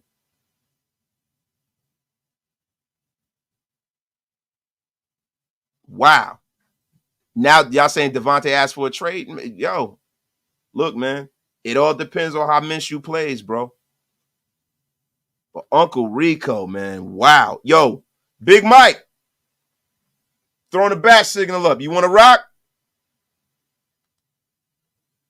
They're going with Gardner because he's being paid to be a starter. O'Connell, time to step in if need be.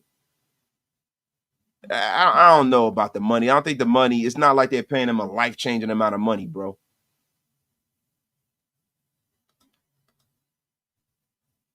Yo, nasty work. Let's go, Minshew. Hopefully this works. Hey, Graf, you ready to run it later?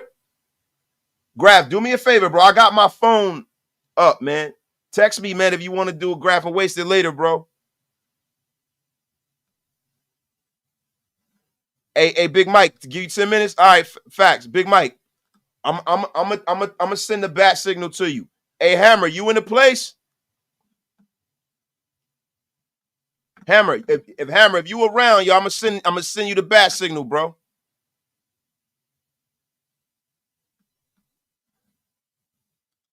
Who in the chat? Come on, bro. Top, come on, bro. Come on. I'm thinking the Raiders are drafting a QB in round 1 in 2025. Minshew ain't the future of this team, and AOC couldn't beat him. Says enough. No hate, no shade. That is what it is, man. My guy Solly Mitchell, man, with the $2 holler. With our banged up O-line, we need a mobile QB. That's a fact, bro. That's a damn good point, Solly Mitchell. Great point. Great point. Oh, Hammer's live? My bad, yo. Norman, Wasted, how do I join the Army? Hey, Top, do me a favor. Send him the link for the membership, bro. I think I just did. There it is, my brother. Join the Wasted Talent Army, my brother. Appreciate you. Minshew took the Colts on his shoulders last year. Beat us. I'm excited. Good, man. AP always said he wanted a QB who can run. Look, I ain't mad, man. I'm not listening, bro. They're seeing more than what we've seen, guys. We got almost 1,000 in the room, yo. Get wasted with your brother Wasted, man. Tell a friend and tell a friend. Nasty freaking work, man. Yo, all I'm going to say, my guy, VL forever. All I'm going to say is now, just win, baby, because we better win with GM, man. And that's a fact, bro.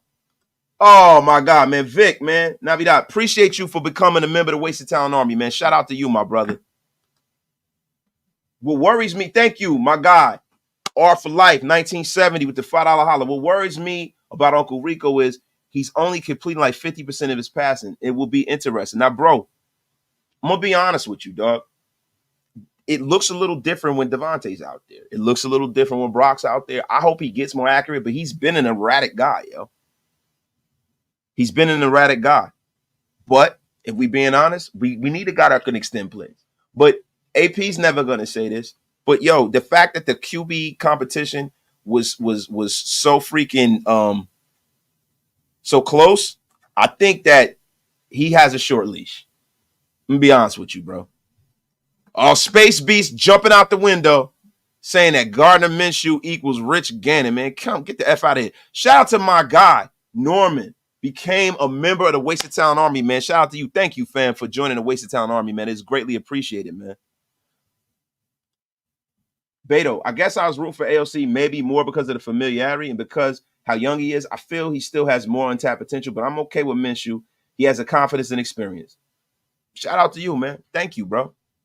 Mark Avila, man. Maybe we'll do like the early 2000 Dolphins with the early 80s Dolphins with Woodley and Don Strock coming into games like a bit. Nah, this is a different league, man. I mean, yeah, they went to the Super Bowl with David Woodley and Don Strock, bro. That's not gonna happen, bro. And you realize what they wound up doing, right? After they went to the Super Bowl, they drafted Dan Marino, and the rest is history. So I don't think that they're gonna do that, brother. If they have to do that, that means they got a problem, yo. Mark Torres, Hondo got this one wrong. Yeah, we all did. I got this one, bro. Listen, man. Some of these decisions, some of this evaluation, all this shit is fluid, bro. It's fluid. It's not like they have their guy and like they have to. It's a reason why they're playing. They're evaluating as it goes along, man.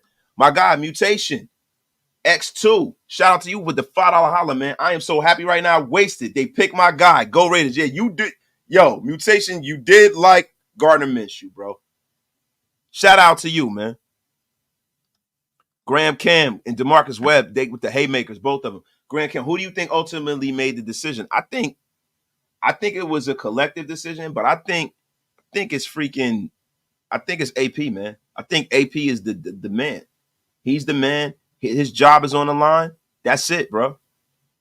I think AP was like, I'm rolling with Gardner, bro. I do.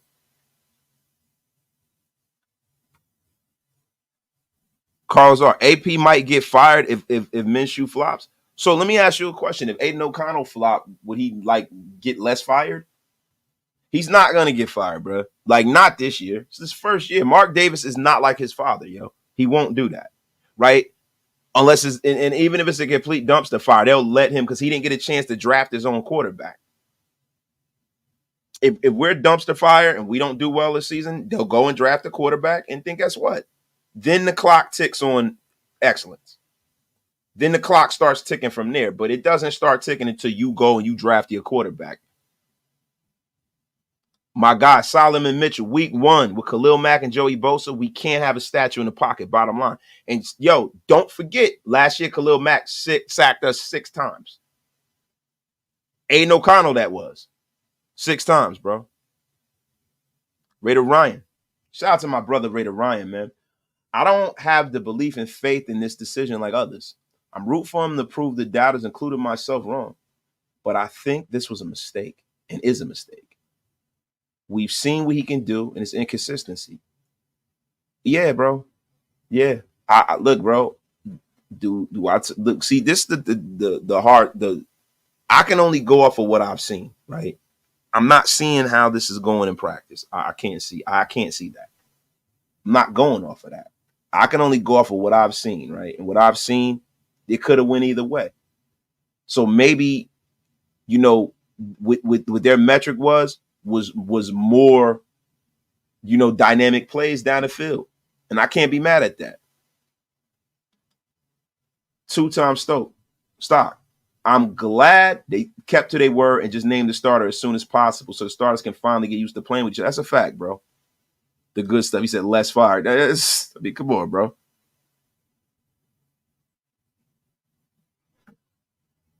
Sean Armory said, I called it Minshew. AOC Dunzo. Hey, man, look, at the end of the day, it might be the best thing. It might have also have to do with the server that he's being paid. Why would you hold up? It might also have to do with the server. What you mean, the server? What are you talking about? The contract he's being paid. Why would you have somebody like that being on solid? Yo, the contract means nothing. Like the money that they paying Gardner Minshew is a drop in the bucket, bro. That didn't make this decision. It's not like they brought him in and they paying him $30 million a year or some shit like that. That has nothing to do with it, bro. It was the guy that they saw making the dynamic plays. Soleil Chef. If anyone gets fired after year 1, it's Telesco. I still don't think that it's not going to happen. Why would it? Nobody's getting fired, bro.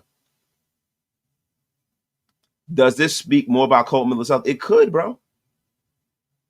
It could, because listen, as I see it, I don't know as of right now if Colton Miller will be playing week 1.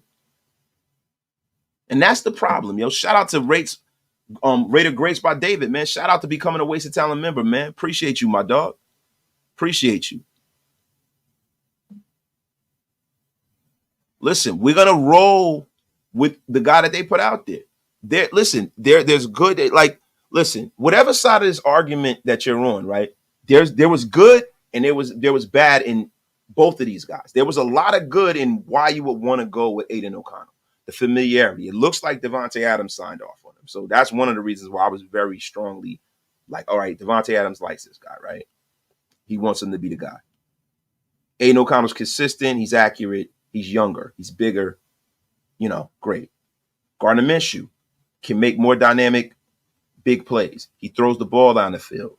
He has more experience. He can move. So there's pros and cons to starting either one of these guys. Whichever side of the argument you're on, we got to just get behind the guy that's starting at this point. Everybody's saying we cook.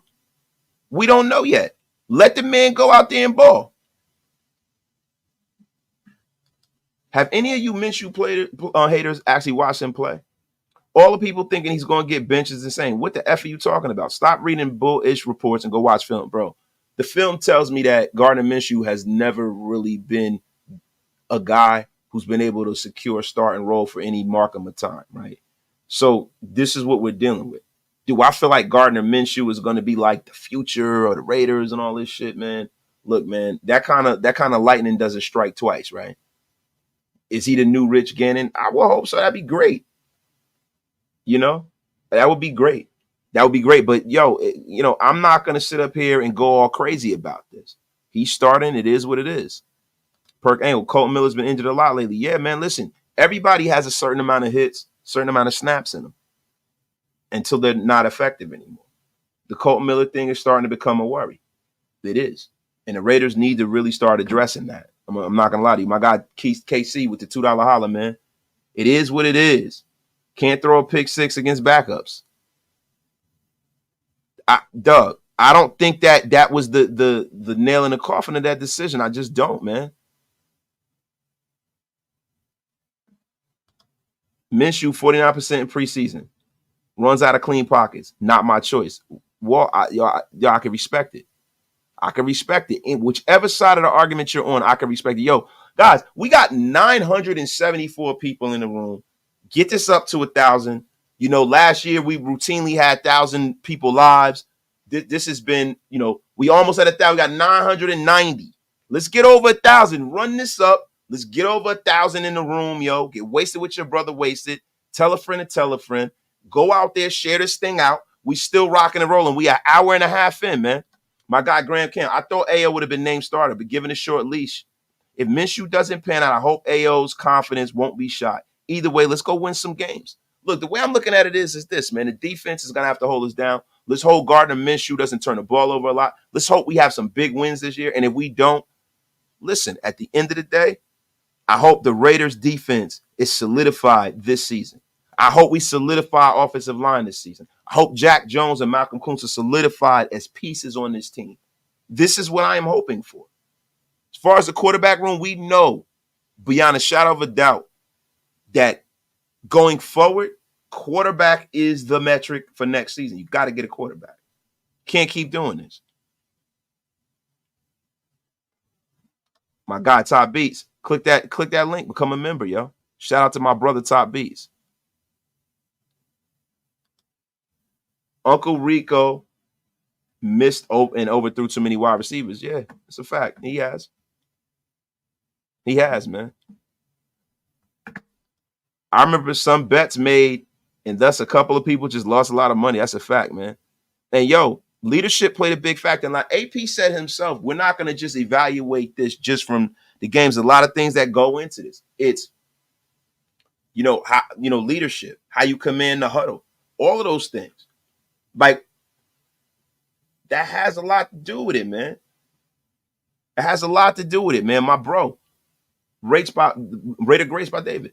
Why do people think he won't throw to Devontae? Pittman had a great year with Aidan. Not Aidan, but Pittman had a great year with Gardner Minshew. He did. My guy, DeMarcus Webb.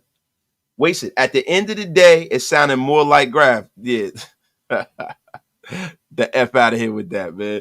Minshew, TD, and interception predictions. Look, with Devontae Adams, I think he's going to have a career year. I think he's going to throw for 28 touchdowns. Probably 12 to 14 interceptions. East Coast, Oakland legend. I like how he can move around and outside the pocket, man. You're pissed about it. I'm not pissed. Look, I support whoever the Raiders caught out there. I'm going to support them either which way, man. I like how he can move around the pocket. That's a fact, bro. That is a fact, man.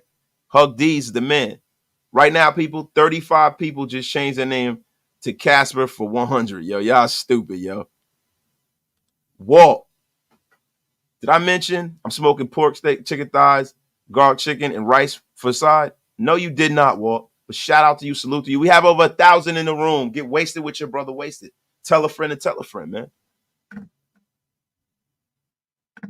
Mondo Ray. Tay already likes the way AOC commands the huddle and is more comfortable with AOC. He never said he was more comfortable with him. He just said he liked the way he commanded the room. That's what he said, bro. He never said he was definitely more comfortable with him. But the thing is, and this is what I like with Antonio Pierce, he's not making his decisions based off of what Antonio Pierce likes. Not Antonio Pierce, but based off of what Devontae Adams like. I like that. This is football. This ain't basketball, bro. You can't acquiesce to a person in that way. You know what I mean? In a sport like football. I don't want a player CEO here on the Raiders. I want the head coach to be the guy to make certain decisions, man. So yeah, do I like Davante Adams? Is he a great? Is he a legend? Yes, love him. But I'm gonna be honest with you, man. I really don't give a damn. Like I don't want him to leave, but yo, I don't really care whether, you know, not that I don't care, but I don't want Davante Adams to be the one to be making the decisions on personnel on this damn football team. I'm sorry, man. Everybody talking about with Davante Adams, he said this, he said that. They read in between the lines and they run with it. Hey, Big Mike, look on your Instagram. It's there, brother. It's just funny. People hold on to what Tay wants, but he literally didn't play last night, and AP wanted him to. And that's a fact. Listen, I'm going to be honest with y'all. And I know y'all, a lot of y'all going to get mad. I'm just, you know what? It's bothering me that I got this freaking thing. Whatever. I like Davante Adams. Think he's a great player. Great player. But I was a Raider fan before Davante Adams was born. If Davante Adams ain't happy and he wanna leave, he could. Yo, I'm gonna be honest with you. He can slide. Big Mike, what's going on, bro? Brother. Yo, Davante Adams, if he don't like what's going on here and he feels like his career is at a standstill and he want to move on, then guess what? Peace. I'm tired. I don't want the coaching staff to kiss Davante Adams' ass. I don't want the coaching staff to kiss nobody's ass. He can go. Do I want him to be successful here? Yes. Do I want him deciding who the starting quarterback is? No. Do I want him crying and shit all season? No. Now look, I'm gonna be honest with you. Uncle Rico better tighten up throwing them hospital balls. Yeah. Better tighten that shit up quickly. Agreed. But guess what? I don't care what Davante Adams wants. Yeah. And you know, the more his next year, his contract is steep. And that's one thing we got to talk about. Like, you know, if he's going to be crying and throwing tantrums on the sideline and things like that, bro, he can go. He can go. He's definitely expendable. And if the rumors are true that people want to, you know, take him via trade, let's entertain it at some point if that's the case. You know, and that's if he's not happy and things aren't going the right way. Right. To be honest with you, it probably is better for Gardner to be here because Gardner takes shots down the field. Right. So, you know, look, I'm not going to sit up here and act like that's the decision I would have made. I would have made another decision. Right. But if they made that decision in their infinite wisdom, I'm comfortable with it because it's not like Aidan O'Connell is so much better. And because if that was the case, the decision would not have been made in this manner. Yeah. Point blank, period. Real quick, let me get to this super here. Thank you, Mondo, for the $2 holla. Tay isn't LeBron. LOL. Minshew gets Adams more yards. Now, Big Mike, man, how do you break this down, man? How do you feel about this, my brother? Shout out to you. You know what I'm saying? I see you out here, you in the gym like crazy. I just left the Johnson in the gym all morning. You know, the Apex is working. Shout out to Men of Order. Y'all going in my community tab, 30% off. Tag the link, waste it, 30% off for Men of Order. Go in there and support one of the most explosive products when it comes to, you know, getting back into that gym, man. All natural. It's a fact, man. It's done me well. But, you know, talking about the competition, I think that it was super splitting hairs. And I think really, to be honest with you, that pick 6 made the decision for AP. You think so? I think so. Really, though? I don't. I mean, only because the circumstances, right? Like they didn't go against any backups at all. Like they didn't go against any starters at all. It was mainly backups and, you know, roster bubble guys. I would assume, especially late in the third quarter when he threw the pick. That's just a bad look. How could you really sell that to the team and be like, this is the guy we're rolling with, somebody who, you know, is having trouble. He looked kind of rattled on it. He was kind of reading what was going on, and it seemed like it was a little bit too much from him. And this is a vanilla defense. I'm assuming we're looking at a vanilla defense from the Cowboys with backups. So the fact that he threw that it's not a good look, and you can't sell that to the team. So I think that was the decision maker to me, and I think it was so splitting hairs at that point that it was that was the decision maker. That was, that was kind of like, all right, I made my decision from that point. All right, I can respect that, Big Mike. Yo, we got 1,101 people in the room. Get wasted with your brother. Wasted. Tell a friend to tell a friend. Graphic Raider has brought his nonsense that he's been spewing. Says Big Mike is shooting the porn after this. Goat. Yo, listen, Big Mike is not venturing into the dirty movies, but he does have a porn name ready. It is Zeus Montgomery. And or crack ass Blackbeard. Shout out to Big Mike. Yo, my God, Dwayne Thomas. And your attitude is the main reason why we wanders in no man's land. Nah, bro. No. Listen, let me tell you something. I love Davante Adams. I respect him. He's a hard worker. He's elevated this team. But no man is above that damn shield, bro. Mm-hmm. No man is above that shield. This is a team, bro. And guess what? Players play. Coaches coach, owners own, GMs GM, and that's the end of it. I don't need this shit where players are making decisions and personnel decisions because they can't see the whole picture. Because guess what? Most of the time, us as human beings, we think about others a lot. But for the most time, we're selfish. That is what it is to be a human being. Because, at the end of the day, I remember my father used to say this to me.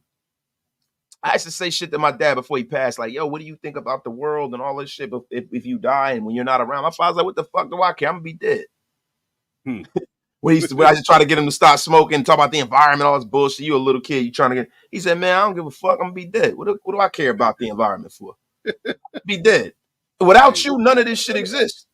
Right. Without you, you love your family, everything. And I do. And I want things beyond when I'm long gone. I want my kids and my grandkids, I want them to be set. Right. But at the end of the day, it begins and ends with me. If I'm not good and I'm not fulfilled, they're not going to be good because I'm not going to be a good provider. I'm not going to be a good dad. I'm not going to be good to anybody. So it starts with me. Right. Yeah. That's how it is in football. Davante Adams wants a Super Bowl. Yeah, because of the team, but he wants one for him and his legacy. Davante Adams wants his yards and his touches for his legacy. He want to get to the Hall of Fame. So he's going to make the decision that he feels is best for him. Mm-hmm. The coach needs to make the decision for what's best for the team. And that's what I'm more concerned about. So if Davante Adams can't get on board with that, he's going to be a malcontent. We've seen other players of his ilk leave this organization. Yeah. So Minshew's the starter. I'm assuming that he's on a short leash. That's what I want to assume. What does this say about what do they think about the future of the Raiders, like at the quarterback position? Because this tells me like we're definitely going to be looking for somebody next year. Yeah, whether it's free agency, whether it's draft, depending on position and whatever's going on in the season. I think that we're going to be looking for a quarterback next year. I think that was the case before anybody took a snap in preseason. Yeah. Like, dog, you can't sit up here and tell me like people make that juxtaposition. I think a lot of people will fall in love with Aidan O'Connell because of the parallels, the Brady and all this shit, bro. Listen, man, there's only one Tom Brady. When you start doing that and saying he's similar to him and all this stuff, I remember people saying people were similar to Michael Jordan. There are people that say people are similar to LeBron James. There are people that say that there's somebody similar to Kevin Durant. Oh, he's just like Kevin Durant, Brandon Ingram, and all these guys. It's only one Kevin Durant. It's only one Tom Brady. It's only one LeBron James, one Michael Jordan, one Joe Montana. It's only one John Elway, right? Yep. Aidan O'Connell's got to be the best Aidan O'Connell he can be. And we don't know how good he can be. Right. So, it is what it is. They went in the infinite wisdom. They went another way. What it is, what it is. Yeah, agreed, man. Have y'all thought maybe, just maybe, AP allowed Getsy to pick the guy? No. Not even a little bit, Graf, and I'm going to tell you why. Why would you allow a man to come into your organization that was not your first pick, right? That has never really exhibited, like the fact that he was good at picking a quarterback, and put his job on the line with that man making a decision about his career. You are the head coach. You're the man whose head's going to roll if this shit doesn't work. I mean, of course, your coordinators are going to go with you, but it begins and ends with you. The kind of leader that Antonio Pierce is, he would never cop out like that and allow somebody else to hold his water for him as a coach and as an evaluator. So no, I don't. Do I think that he considers what Luke Getsy says? Because he's seen it done at a high level with Aaron Rodgers. He's seen it done with Jordan Love and all of that, and had a hand in developing Jordan Love. People try to say he didn't, but he did, right? Mm-hmm. Do I think he considered what Luke Getsy says heavily? Yes. But the guy who ultimately made the decision, I think, is an amalgamation of what he's seeing, what the others are seeing. Do I agree with what they're saying, right? What AP expects from a quarterback, what he sees from them personally, and how the team responds to them. It's all of those things. Is an amalgamation. It is a collage of those thoughts, and it's a collage of that kind of school of thought to how this decision was made. Big Mike, man. My guy, Clem, bro. Facts wasted. Adams knew what we were when he came here. He can miss me with all that crying. That's a fact. This is no attack on Devontae Adams. This is not. I'm just saying, if this is the linchpin for why he doesn't want to be here, because they didn't pick the guy that he asked them to pick, then hey, man, beat your feet. Yeah. So Big Mike, man, what do you got to add to this, my brother? My guy Isaac Haran is back in the freaking place, man. Shout out to my guy Isaac for rejoining the Wasted Town Army, man. Appreciate you, my dog. You know what, man? I think that we're going to end up seeing Aidan O'Connell at some point anyway. So, you know, naming the day one starter, that is a big deal. But I think at some point, you know, just the way, you know, Gardner Minshew is so erratic in the backfield. And sometimes, to me, that you know, that first half or that first quarter that he played, he looked a little rattled to me. He makes me nervous in the backfield. Like he doesn't look poised like O'Connell does. He doesn't look comfortable. You know, this is an eyeball test for me. So I think at some point when the bullets start flying and you start looking at different defenses and more exotic looks, it might be a point where he starts struggling and we're going to see Aidan O'Connell anyway. So yeah, there's a lot of people in the chat saying that, bro. There's a lot of people in the chat saying that. Yo, the MGO Shah 11 with the $5 holler. Appreciate you, my brother. Honestly, I believe AOC wins us more games. Minshew wins a top 10 lottery pick next year. Bro, I don't know how we can really definitively say that because, you know, if we're being honest, Gardner Minshew has won a hell of a lot more games than Aidan O'Connell in the National Football League. That's just a fact. So we can't really go there with that. My brother Isaac Haran is in the place. It's been a while, Wasted. I'm back. Number 15. Gardner Minshew reminds me of old Hostetler thoughts. I think Jeff Hostetler was a way more talented quarterback than Gardner Minshew, bro. I'm sorry. Haas was much better player. Super Bowl winning quarterback, bigger guy, throw the ball deeper. But the fact that he's willing to take off and run, and Jeff Hostetler was a better athlete than Gardner Minshew. He take off and run. Nah, he doesn't really remind me of him. I think that moxie that Hostetler had and the fact that he's willing to throw the ball on the field is something that I find very familiar, right? Mm-hmm. Minshew mania, get on freaking board, man.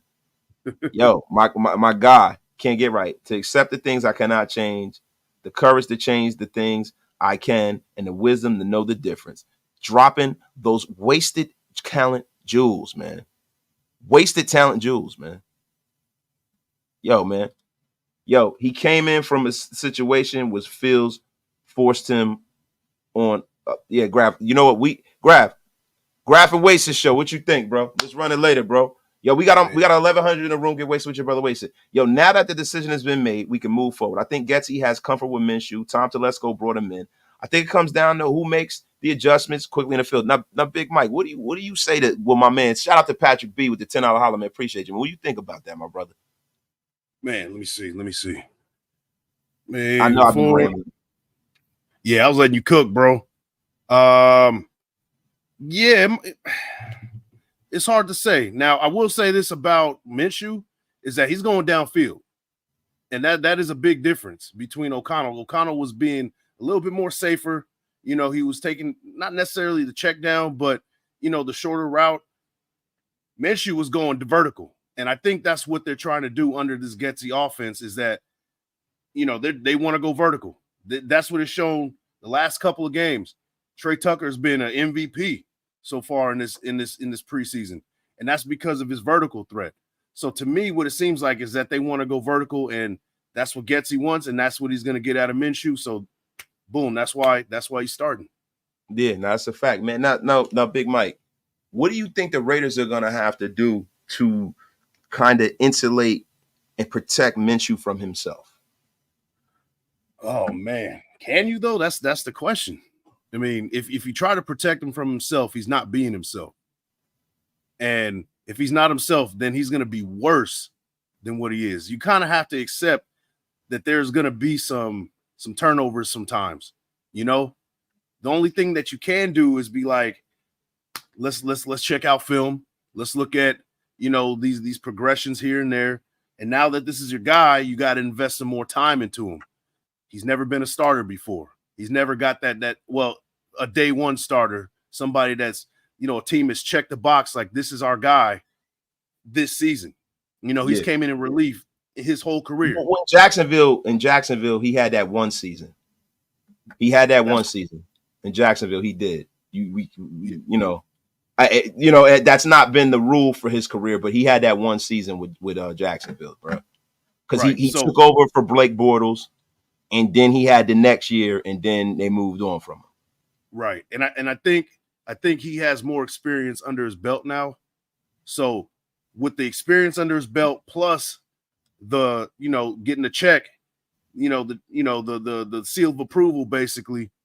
You got to get into the film room. You got to put some more work into him. You got to put some, invest some more time with him as the starter, and just have him in there looking at progressions and looking at, what needs to be done to not make all those turnovers. That's the only way you can do it. But trying to change his style of play isn't the way to do it. Yeah, but I don't think for you to protect the player, right? Mm-hmm. I don't think you have to change their style of play. Yeah. Right? Like you got to protect them. Now, Gardner Minshew, and back to Walt's point, AOC has a higher winning percentage, but he hasn't played as many games. Now, Gardner Minshew's 15-22 as a starter in the National Football League.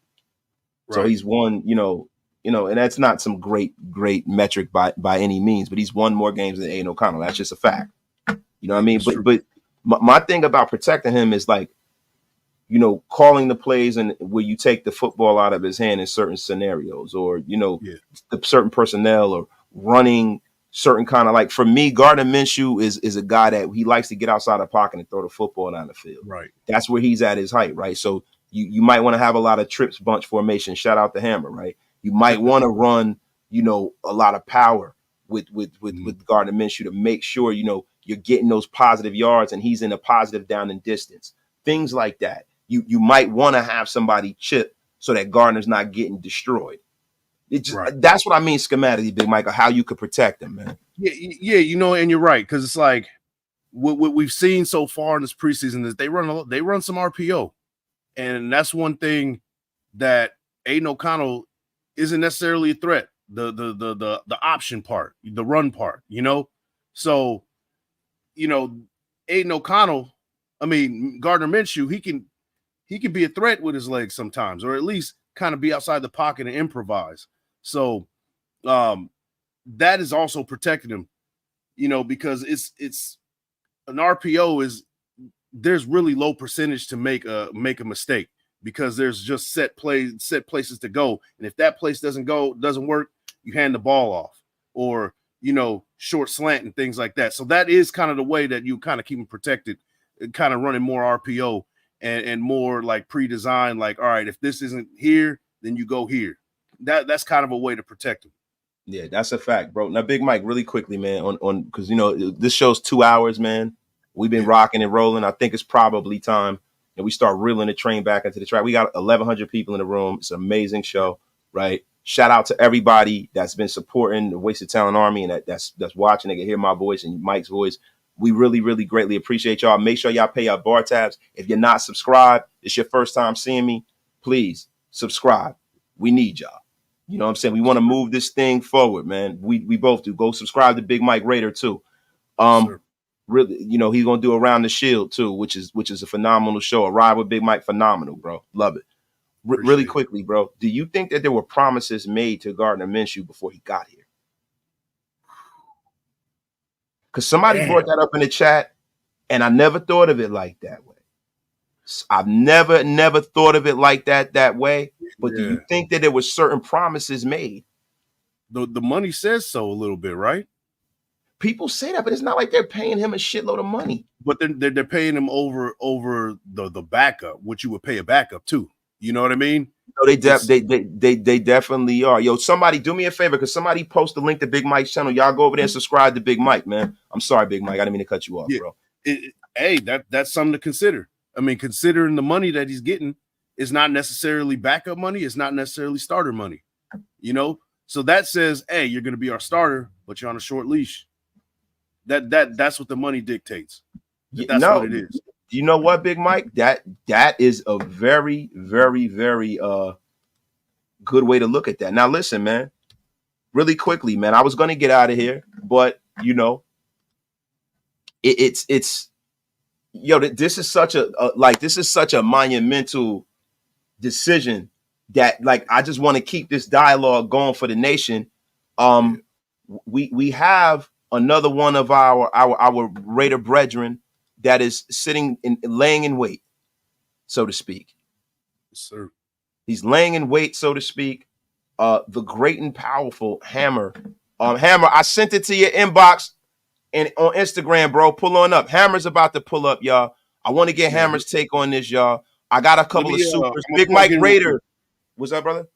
I'm gonna plug in real quick. Give me 1 second, bro. All right, yo, Big Mike Raider. His channel's right there. Shout out to Big Mike Raider. Go and subscribe to Big Mike Raider. My brother Hammer's in a place. The triumphant return of Hammer to Raider Nation Unlimited. What is going on, brother? Hammer, what the F is going on here? I'm here. Can you hear me? Yeah, that F. You got me sending you stuff. Oh my God, my daughter's calling me real quick. Hold on, Layla, I'm on the air, baby. What's up? She said, "I don't care." Yo, salute everybody. I'll see you $20. Okay, baby. Bye. All right, no problem, baby. Excuse me, my daughter asked for money. Yo, all right, God Family Football. Guard Dog, take us to the promised land. Support RDRS. Shout out to my dog with the $2 holler. My guy, Soul Chef. Protect him by playing good defense, run a football, set up play action. If he has to pass 40 times a game, we won't be good. And that is the way you protect him. That's pretty much what I was trying to land on, Soul Chef. Shout out to you, man. Ryan Lynn. The one positive I see is that if a GM gets pulled back and AOC gets the call, then the GM can deal with that. So if AOC's confidence will be ruined. That's a fact. Raider DB is in a place, man. With Tay being double, Trey is off to the races. Shout out to you, man. Yo, pay y'all bar tabs too when y'all in here. Hammer's in a place. Make sure y'all go and go and shout out Hammer. Go in there and subscribe to my brother Hammer, yo. Shout out to all of our sponsors and stuff like that. But today, man, this is a straight up wasted show. Let's go, Hammer. So what say you, my brother? I don't give a shit. Like, no. Damn. No, Hammer, what the F is going on? Realistically, and I've been saying this for the last couple of days, like, look, they're going to go with who they think is best fit for this team to win moving forward. I'm not going to sit here and be like, oh, fuck this team or fuck Minshew. He's not the guy. Like, this is the decision they made. This is the decision that they made. We need to stand by it. That's it. Like, you already have people jumping off the cliff. Oh, let's do a mock draft. Oh, let's look forward to April 2025 in the draft. Like, yo, stop. We haven't even played one regular season game yet, and everybody's already starting with the BS. Leave it alone. Right now, we look forward to San Francisco. Our starters are not playing in the finale. Okay, cool. Then we can look forward to week one and seeing what we have on the table. Like, our offensive line has not worked together collectively yet. Colton Miller's been out. JPJ was just removed from the pup list a couple of days ago. He is finally working out, but he's not really doing team work.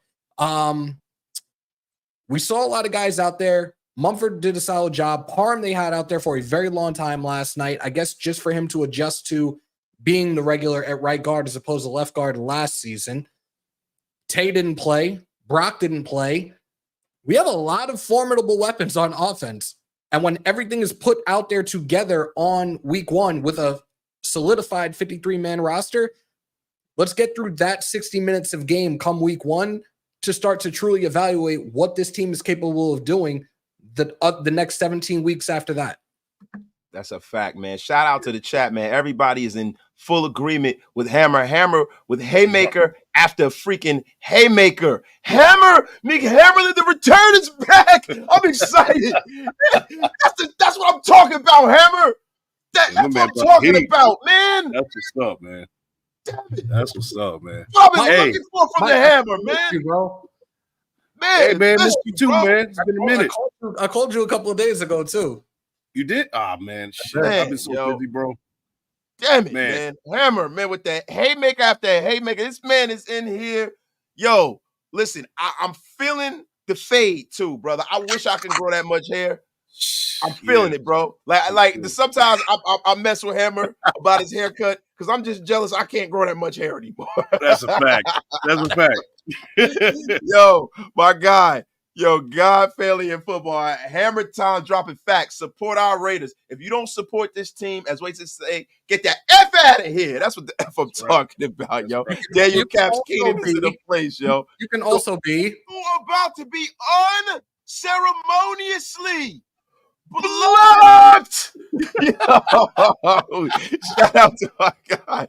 Yo, but look, man, I'm going to be honest with you, bro. The fact that, Devontae had a say in his decision in choosing Minshew per his Instagram. Here we go. Man, I don't listen, bro. Wasted talent. This is me. I don't care whether he had a say in the decision. Because at the end of the day, like Hammer said, like we all know, Devontae Adams is going to be owed $44 million. 44. Bro, I think this is Devontae Adams' last season as a Raider, and I'm going to say it now. Mm-hmm. I do. Like, unless, and listen, I know a lot of people that get mad at me, but the money and the fact that, I can't see him signing up unless we have the QB situation squared away for him. I can't see him signing up for that. Yeah. I don't see that. And I don't see the Raiders paying him $44 million. You're going to be, at that point, you'll be paying more than quarterbacks in his league. I don't see it happening. Right? So, either which way, man. Two things, bro. Two things. First, like, this is going to really show if Devontae Adams actually cares about winning and not his individual stats. Because I said this before, which is my second point. Having a middle of the road or mediocre quarterback isn't a direct correlation to wins or losses. Flip that on, conversely, you can have a top tier quarterback and it doesn't necessarily mean you're going to win either.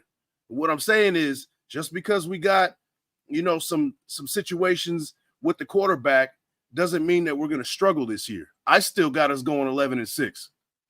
And that's because if we 11-6, then I can see him coming back.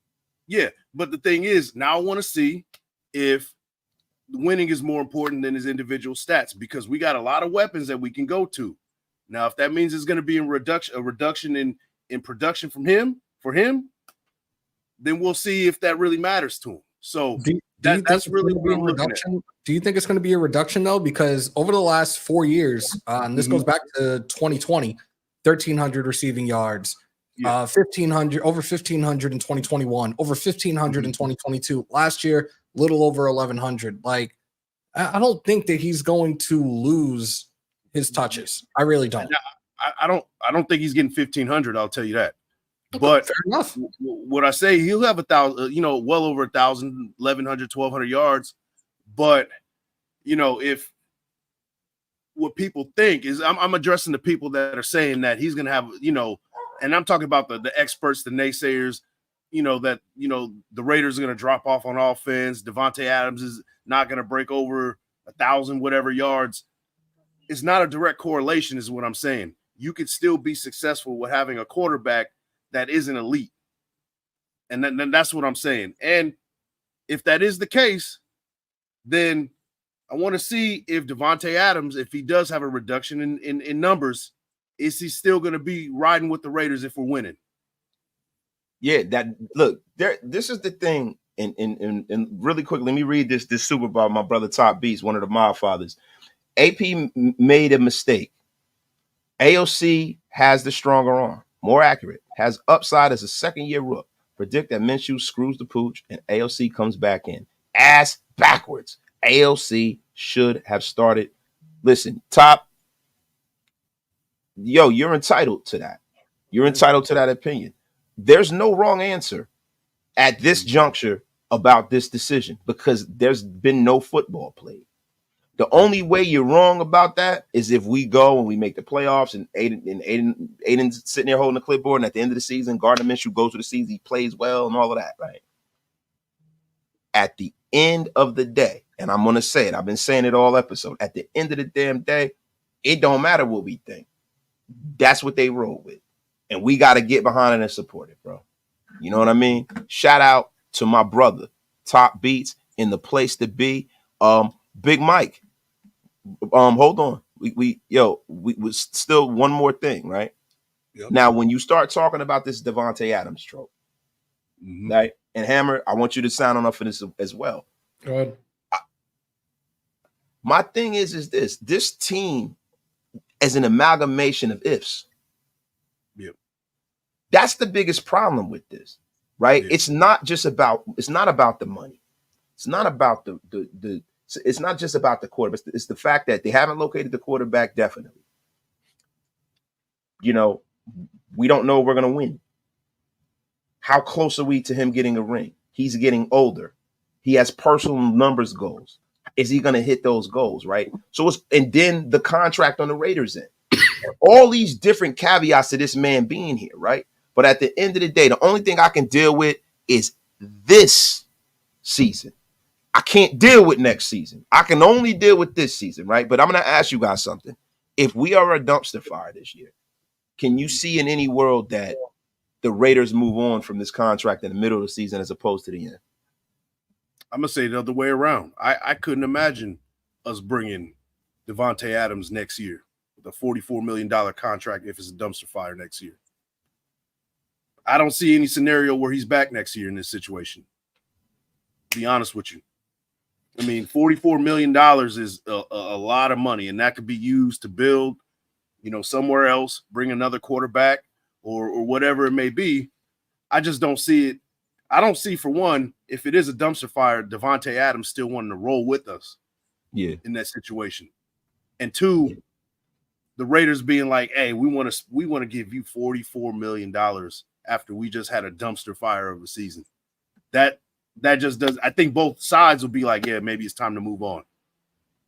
That's a fact, man. Graph is saying, why are we talking about? Because it's valid, and I want to talk about Davante. Get the F out of here, Graphic. Your nonsense. Spewing that nonsense. The F out of here. It's valid. Because if we just named the quarterback, and this is how I see it, Davante Adams is a humongous part to the success or lack of success thereof of whomever is the starter. It's not like we sitting up here and we talking about, Keaton, whatever, Ramel Keaton. We talk about Davante Adams here. Get F out of here, Graph. Spewing your nonsense. And at the end of the day, the F out of here. Listen, I got an argument with your name on it. The next Graph the Wasted show. It's happening. It's going down in the alleyway, Graph. Get F out of here, man. Go ahead, bro. Man. Yo, Hammer, what you think, bro? If this team is 3-6 as they approach a trade deadline, he may be out of here. Yeah, but bro, I'm going to, and I'm not going to give you any hopium. What I'm going to give you is the pure D facts. We don't have the best quarterback in the league by far, but we don't have the worst, right? And a lot of people are saying that if this defense can play up to the level that they're capable of, It's more so beyond the starting quarterback. This team will be defined by the starting quarterback, not by the starting quarterback, but by the defense. More so than the starting quarterback will ever. This defense has to be a top 5 defense, and it can't be 5 for us to go where I think that we can go. That's the most important part of all of this. That's the one thing nobody's talking about. Yeah, we just named our starting quarterback, and that's cool. But I don't think that there's much of a difference between starting either one of these guys. That's the reason why they were not able to pull away. I think the one thing you get is with Gardner Minshew, you get mobility. I think mobility is big. I think mobility, when we start talking about, why they made the decision they made, I think mobility was a big freaking key to AP and why they made their decision. And I think also, the Colton Miller situation, which is getting a little weird, that has a lot to do with it. I mean, what do you guys think, man? I will say, bro. Go ahead, bro. Go ahead.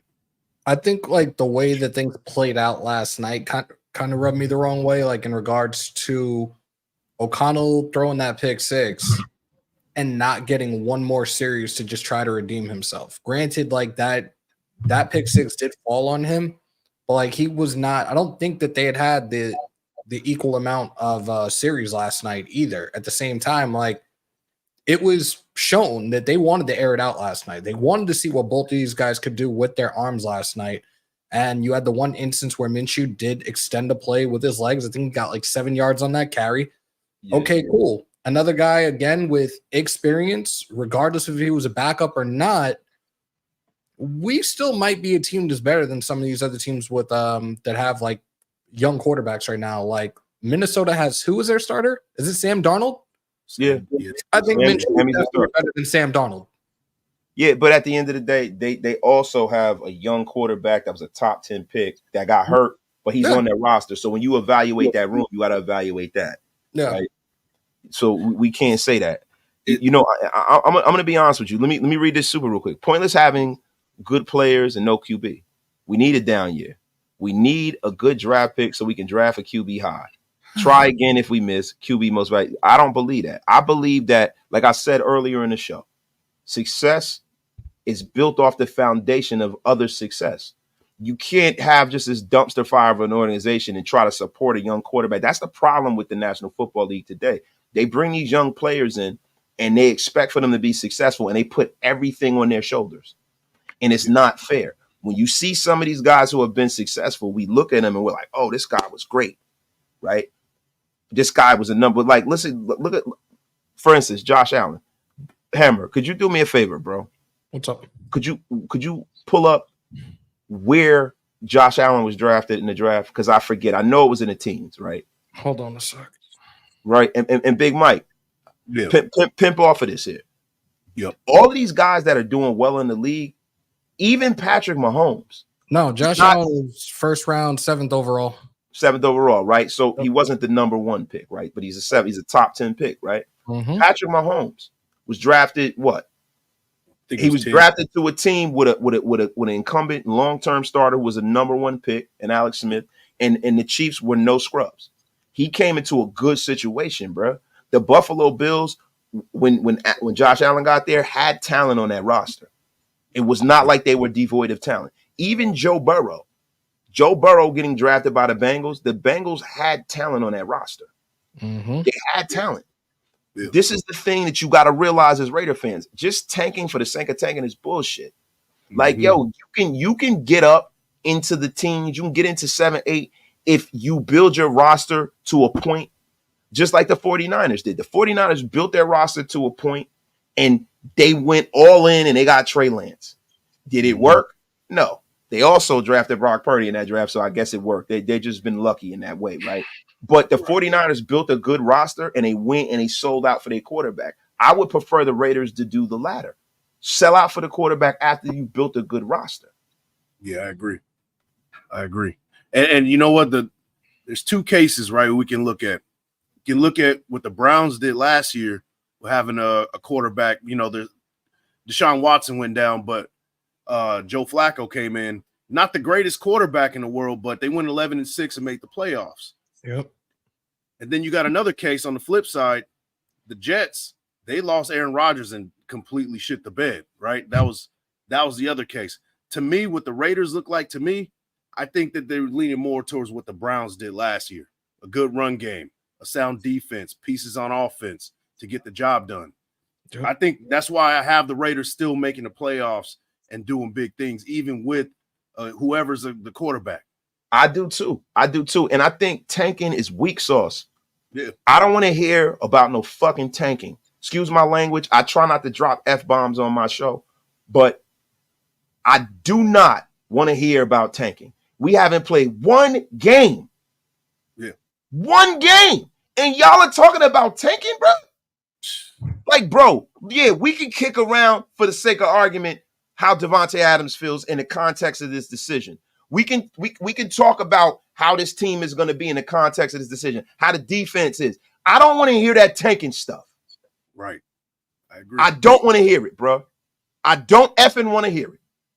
Hammer, I'm sorry, brother. Yo, let me read this. Tay Lee, Silver and Black. Tom will restructure his contract and retire a Raider. Tay will restructure his contract. Tom will restructure his contract. He'll retire a Raider, and we'll get a Super Bowl ring with the Raiders. Raiders! From your lips to God's ears, I hope that happens. Yeah. I pray it happens. Listen, man. I love the story of Tay and where he's from and him growing up a Raider fan. And I respect him, and I really like Davante Adams, and I want him to win and be successful here with the Raiders. And I also want that stigma of coming to the Raiders means that you can't be successful lifted. The optics of that is bad. But I'm going to be honest with you. The most important thing for me is that this team is successful going into the season, and they stack successful seasons. That the optics of the Raiders really reverberate way past Davante Adams, because every year there's free agency, and every year you got to sign people. And that's just the end of it, man. Sorry, man. Yo, my guy. Yo, Wasted. First time tuning in, but love your takes and energy, bro. I was feeling some kind of way when I heard Minshew won. Had me questioning AP's decision making, but hearing you makes me feel better, brother. If that's what we here for, bro. Appreciate you, man. Thank you. Hammer, do you have anything else to add to this situation, my brother? Because you were looking very frustrated. You were looking like a backup dancer in a Heavy D video. Right now, you look like you was going to be doing Ain't My Type of Hype. All of that. It's looking like that right now.